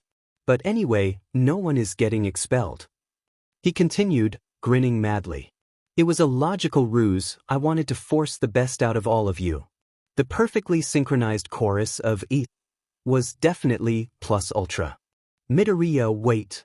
Izuku turned around, two already extremely familiar lights catching up to him. "I must say, Aizawa-sensei really got to me today," Ida said from his right once he and Uraraka took a side of him each, matching his steps. "I had no doubt that an institute as prestigious as UA would only let the best of the best to keep learning between its walls. I see how deception can be motivating now." "It was the same for me," Uraraka replied at his left, embarrassed. "Did you also fell for it, Midoriya? You really gave it all in that last test." Izuku cannot help but let a little laugh out. "I swallowed it hook, line and sinker. I was really crapping myself," he admitted. "After all that work, to get kicked out on the first day? No way." Come to think of it, Izuku hadn't detected any lie in Aizawa-sensei's light as he explained who showed poor results would be expelled. "What the F are you laughing about, Deku?" "And here we go," Izuku mutters to himself, deadpan. Kaken ran up to him, rage pouring out of him in waves. He puts a finger on his chest. "Listen here, don't you dare think you're so much better than me. I don't. I'm going to crush you at the first occasion." "Yeah, I know. So don't go around with that smug face, you useless Deku." And as fast as he came, off he went. "Is he always this pleasant?" Ida asks, the sarcasm out of place in his serious, composed tone. "He was almost friendly this time." Izuku sighs. "Is your name Deku?" "I thought it was Izuku," Uraraka asked, sounding confused. "It is, no, my name is not Deku, that's just what Kaken calls me as an insult." "Oh, sorry then," Uraraka says, shifting her weight from foot to foot. "But I kinda like the name Deku. It makes me think of someone that never gives up." Izuku blinks, and for the first time in his life, the word Deku doesn't sound bad anymore. When Aizawa enters in the teacher lounge, there's a little neat pile of boxes of cat food with a note stuck to it sitting on the table. The note just says thank you, with a crude scribble of All Might's signature hair tufts. Aizawa snorts, amused, ridiculous. Inko is trying her best not to pace back and forth as she waits for Izuku. She kind of overdid it in her nervousness, and their dinner is already on the table. Finally the door cracks open, Izuku's voice saying, "I'm home." And when she pops her head out of the kitchen, she sees him. His hair a bit messy, a small bruise on his cheek, tired. Smiling. "Welcome home, dear." Her arms are already around him, her face on his shoulder. "When did he get this tall? You have to tell me everything." Izuku grins. As she approaches Izuku's room to wish him good night, as she usually do, he can hear his voice. "Yes, I told you. It was crazy." He's still smiling, lying belly down on his bed, phone against his ear, legs swinging in the air. "And that girl I met at the exam, remember she's in my class. We walked together to the station with another classmate, Ida. I think they like me." A fond smile finds its way on her lips as she turns around to go to her room. She doesn't need to wish him a good night for today. She knows he's going to sleep just fine. Izuku is almost vibrating in his seat as All Might's light, shining and bright, approaches their classroom. "It's me." The booming voice starts just outside the room. Through the door, like a normal person. An excited ripple goes through all the lights of his classmates as they whisper between themselves, happily, and even Izuku cannot contain the emotions. It doesn't really matter that All Might had already become pretty much a constant presence in his life well before his start at UA, now their relationships puts them in a different position. All Might is finally going to teach him, directly, for the first time. Foundational Hero Studies. All Might exclaims, taking place at the teacher's desk. Izuku is so ready. Izuku is not ready. He changed with his excited classmates, happy to put on the costume his mother made for him. He still remembers her excited voice as she described it to him. As usual, he could not really visualize it in his mind, but it did not matter, he let her talk about it, basking in her happiness. He knew the costume was perfect. She hesitated at first, wondering aloud if maybe Izuku would prefer something more professionally made, maybe with some support accessories. But Izuku couldn't really think of any accessory that might support his quirk. It wasn't something physical that could be enhanced by external gadgetry, it was all in his head. Not much you can add to that. He'd much rather put on the costume his mother worked so hard on. All Might guided them to yet another training ground, explaining to them what today's exercise would consist into. They fished letters from the box, and his heart did a little happy skip as he ended up paired with Uraraka. "It's like destiny." She laughed before adding cheerfully, "Happy to work with you." Izuku had been super happy to work with her too, until his happiness got squashed by what All Might said next. "Our first hero pair, Uraraka and Midoriya," he announced after fishing the letters himself. "Versus our first villain pair, Bakugo and Ida." Izuku's heart fell on the floor.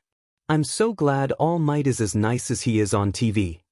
Ochako let out a little sigh while she and Midoriya took position. "I was scared they might try to do that whole expulsion thing again."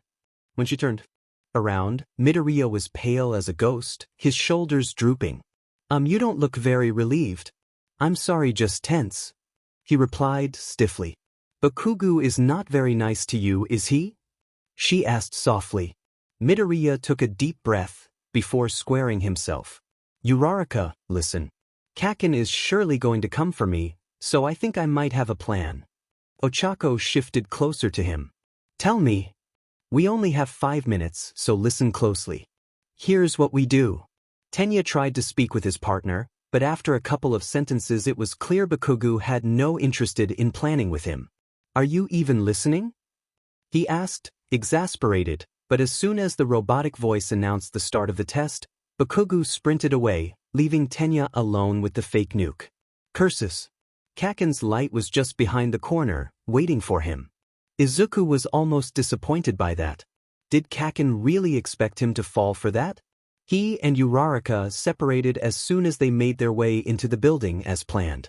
Silently, he fished one of the rocks he collected outside and put in his pocket, launching it towards the corridor Kaken was in. "Deku!" he screamed, jumping out at the noise.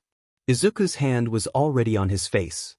He felt the features under his palm, Kaken's vaguely crooked nose, his fault eyebrows twisted in anger. With all his strength he pushed down. Kaken made a little choking sound when his back hit the floor, but rapidly turned and jumped back on his feet. You shitty! As predicted, Kaken's usual right hook came. Izuku dodged, grabbing Kaken's forearm in the way Ichiko-san taught him, and flipped him over, sending him on the floor again. He did not waste a second, running away from him as Kaken spluttered and, even more enraged, called after him. Whoa, did you see that flip? He looked like a professional karateka. Young Ishido exclaimed, excited, her fist swinging in front of her. Midoriya is super going toe-to-toe with Bakugo. Toshinori had to channel all his strength to try remain neutral and don't join in her excitement. An ambush, though, that was so unmanly.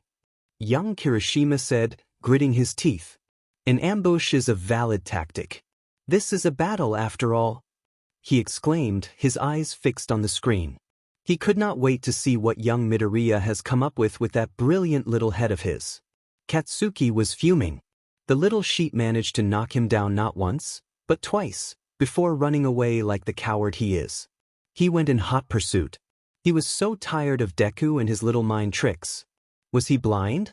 Was he quirkless? Katsuki did not FING care anymore. All he wanted was a fair fight, face to face, no tricks or traps or other bullshit. Come here. You. The little sheet was quick, he has to give that. He kept slipping out from his line of sight, dodging his attacks like an annoying little eel, leading him around like a stupid dog on a leash. He kept making those sounds, clicking his tongue against the roof of his mouth. Stop that, he blurted, irritated. Come here and face me. Somehow, it seemed that the prick was finally listening. He stopped in the middle of an empty room, turned to face him, and charged. Katsuki felt a mad grin breaking on his face. Finally, Deku jumped, as if trying to dive over his head. Did he really think he could do something so dumb? Katsuki readied his fist, an explosion on his palm, and punched. His fist connected directly with Deku's stomach. Izuku expected the impact. He knew what he was in for, but his body definitely wasn't all too happy about it. The content of his stomach came out of his mouth as the strength of Kaken's punch pressed him against the ceiling that crumbled like it was made of sand, and Izuku was shot up, in the room just above their heads, with all the debris. He turned around, the lights in his head swimming, and felt Ida making a dash for him. Away from the bomb. Uraraka now, he coughed, while burning in his throat. His plan worked. Midoriya stopped the signals, so Ochako stayed still around the corner, preparing mentally. It had to be a matter of seconds, now. When she heard the explosion and then his voice, strangled, barely there, she dashed.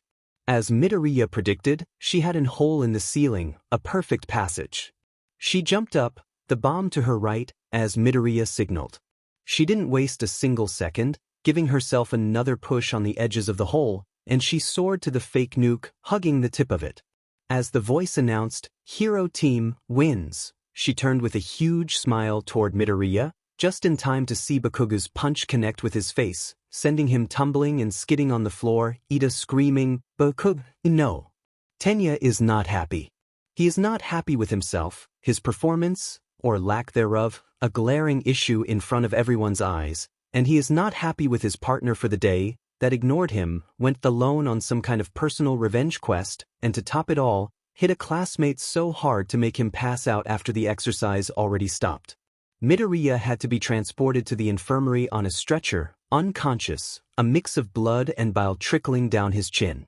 Tenya heard an ominous cracking sound when Bakugo punched Midoriya in the face, like breaking bones. He really hoped Midoriya wasn't too badly hurt. Uraraka didn't look very happy as well, he noted. Despite their brilliant win, her expression turned into horror as she ran toward Midoriya with a worried, strangled noise. She was looking at the floor, now nervously playing with her fingers. "Congratulations for your win." All Might said, the entire class, sans Midoriya, grouped around him. "Do not worry too much, young Uraraka. Young Midoriya will be fine in a heartbeat, thanks to Recovery Girl's talents. Now, I would like to review the performance with you all. Tell me, young Uraraka, It was clear you both had a plan. Can you explain to us what happened? She hesitated before taking a deep breath and finally looking up. It was all Midoriya's idea. He knew that Bibakugu would try to attack him, so in the 5 minutes we had to prepare, we studied a code. A code? All Might asked, surprise in his voice. Yes, this way we could communicate without giving away our plan or position.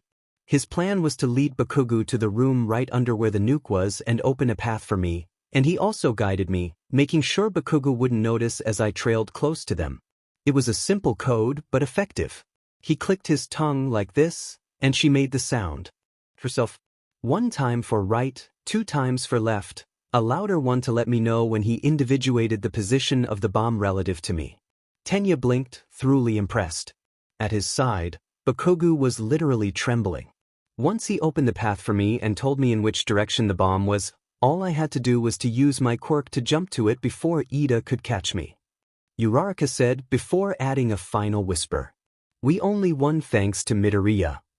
Tenya wasn't sure, but he had the distinct impression All Might was literally gleaming with pride. Izuku came to with a gasp. Oh, you are awake. The voice made him think of an old lady, as a rather small light made its way toward him. Let me see, she says. Small hands guides him up in a sitting position, fingers on his cheeks. He hisses when a sting of pain comes from the left side of his face. It's gonna stay bruised for a couple of days, but the damage has been repaired with no issue. Go to bed early today, you need to rest. Izuku says dumbly. Who are you? There's a moment of silence, and he has the distinct impression the old lady is studying him. I'm Recovery Girl, I'm responsible for the infirmary. Then she sighs. You are one of those. Izuku doesn't have the time to get offended at the word, before she continues. I'm sure I will see you here often. Here, take a candy. She slaps something in his hand. Don't make that face. Young man, you came in with internal bleeding and a broken jaw and cheekbone on the 2nd day of school. If I had a fidelity card, you'd be one of those that fills it in a week. Izuku dutifully gulps down his candy, not daring to speak. The pain on the left side of his face makes much more sense now. You are good to go, I'm sure you can catch the rest of your lesson if you hurry. She says, jumping down the bed he's sitting on. And tell All Might on my behalf to please be more careful with his lesson, next time. Something in her tone makes him shudder. Thanks I will, he stammers, giving a little grateful bow before closing the infirmary door behind him and sprinting in a jog back toward the training grounds, confused. He meets the class halfway, just as they came back from the training ground. Oh, I missed it, he pouts, Uraraka's light sprinting towards him. Midoriya, are you okay? She asks, worry clear in her voice. She hisses through her teeth. That bruise looks bad. It's nothing, Recovery Girl patched my face up just fine. He replies with a little smile. He decides to skip about the internal bleeding, she really doesn't need to know about that. How did the others do? I really wanted to assist. Young Midoriya, a word please. Both he and Uraraka flinch, and she whispers a little, good luck, before slipping in their class with the others. All Might's hand is heavy on his shoulder. My boy, you've done good, technically speaking. He says in a low voice.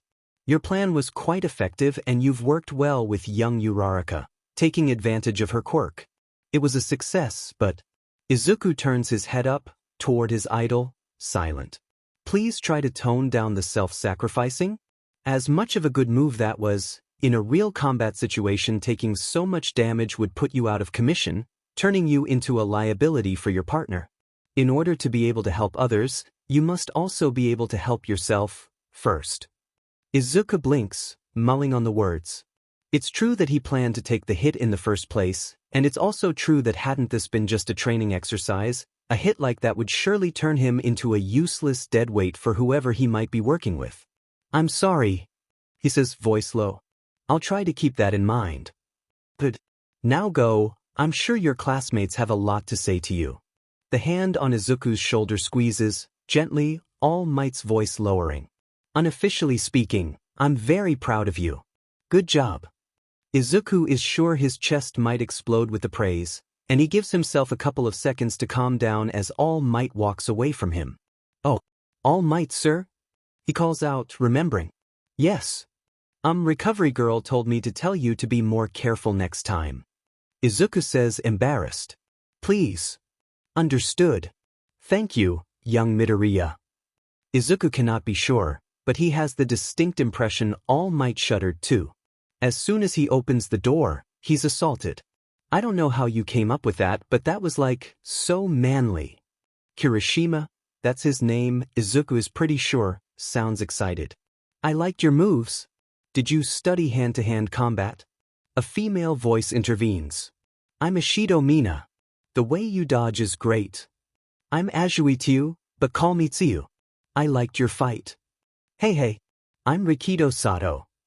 Izuku lets out a little nervous laugh. "Thanks everyone. It's nice to meet you." He spends some minutes chatting with his classmates, finally having the chance to properly introduce himself, until he notices the absence of a certain, very familiar light. "Maybe you guys can tell me something." Kaken. His heart is beating in his throat. He's not sure why he's doing this, but there's something that makes him feel like he can't just leave things at that. Kaken has stopped, barely turning to him. He takes a deep breath. "Today, I tried with everything I had to win." Kaken doesn't answer. "And still I made it out completely destroyed. No matter what, you are stronger than me in every way." But there's a beat of silence. Izuku looks directly at Kaken, his mouth in a thin line. "But I will surpass you one day with my own strength. Just wait." "What the F are you even talking about, shithead?" Kaken replies in a low voice, through gritted teeth. "You won. You beat me." Kaken breath shudders in his chest as he completely turns around. "You won. And did you even that goddamn round face totally tricked me and that stupid ice guy, it's so they are all." Kaken's light is jittering with nervous energy, and when he speaks next, Izuku hears the tears in his voice. "Hear me out, Death. From this moment on, I am going to become the number one. And you will never beat me again, are we clear?" Izuku feels All Might approaching from behind, fast as a thunderbolt, before he can even think of how to reply. "My boy," All Might says, standing near Kaken's light. Self-confidence is very important. He doesn't need to hear this. Izuku turns around, leaving All Might at it. Those words are not for him. Those words are for Kaken. The distance between him and Kaken, that Izuku always felt was in a mountain range, high in the sky, impossible to surpass, transformed. He could finally see Kaken's back. Aizawa sighed, thinking about the evaluations Toshinori has given to him the evening prior. Most students seem to act in line with what he'd expected of them, except for those glaring 3 outliers. Ida has strangely been very passive during the exercise, not something he'd expect from someone as serious and dutiful as him. When he told him so in class, the boy nodded, looking contrite. "I'm aware of my shortcomings." He replied. "It won't happen again, sir." Aizawa nodded, seeing no need to add anything else. He then turned to those other 2. "Bakugu." Aizawa noticed the boy's nervous, competitive to a fault, attitude. But he'd be lying if he said he did not get surprised reading his evaluation.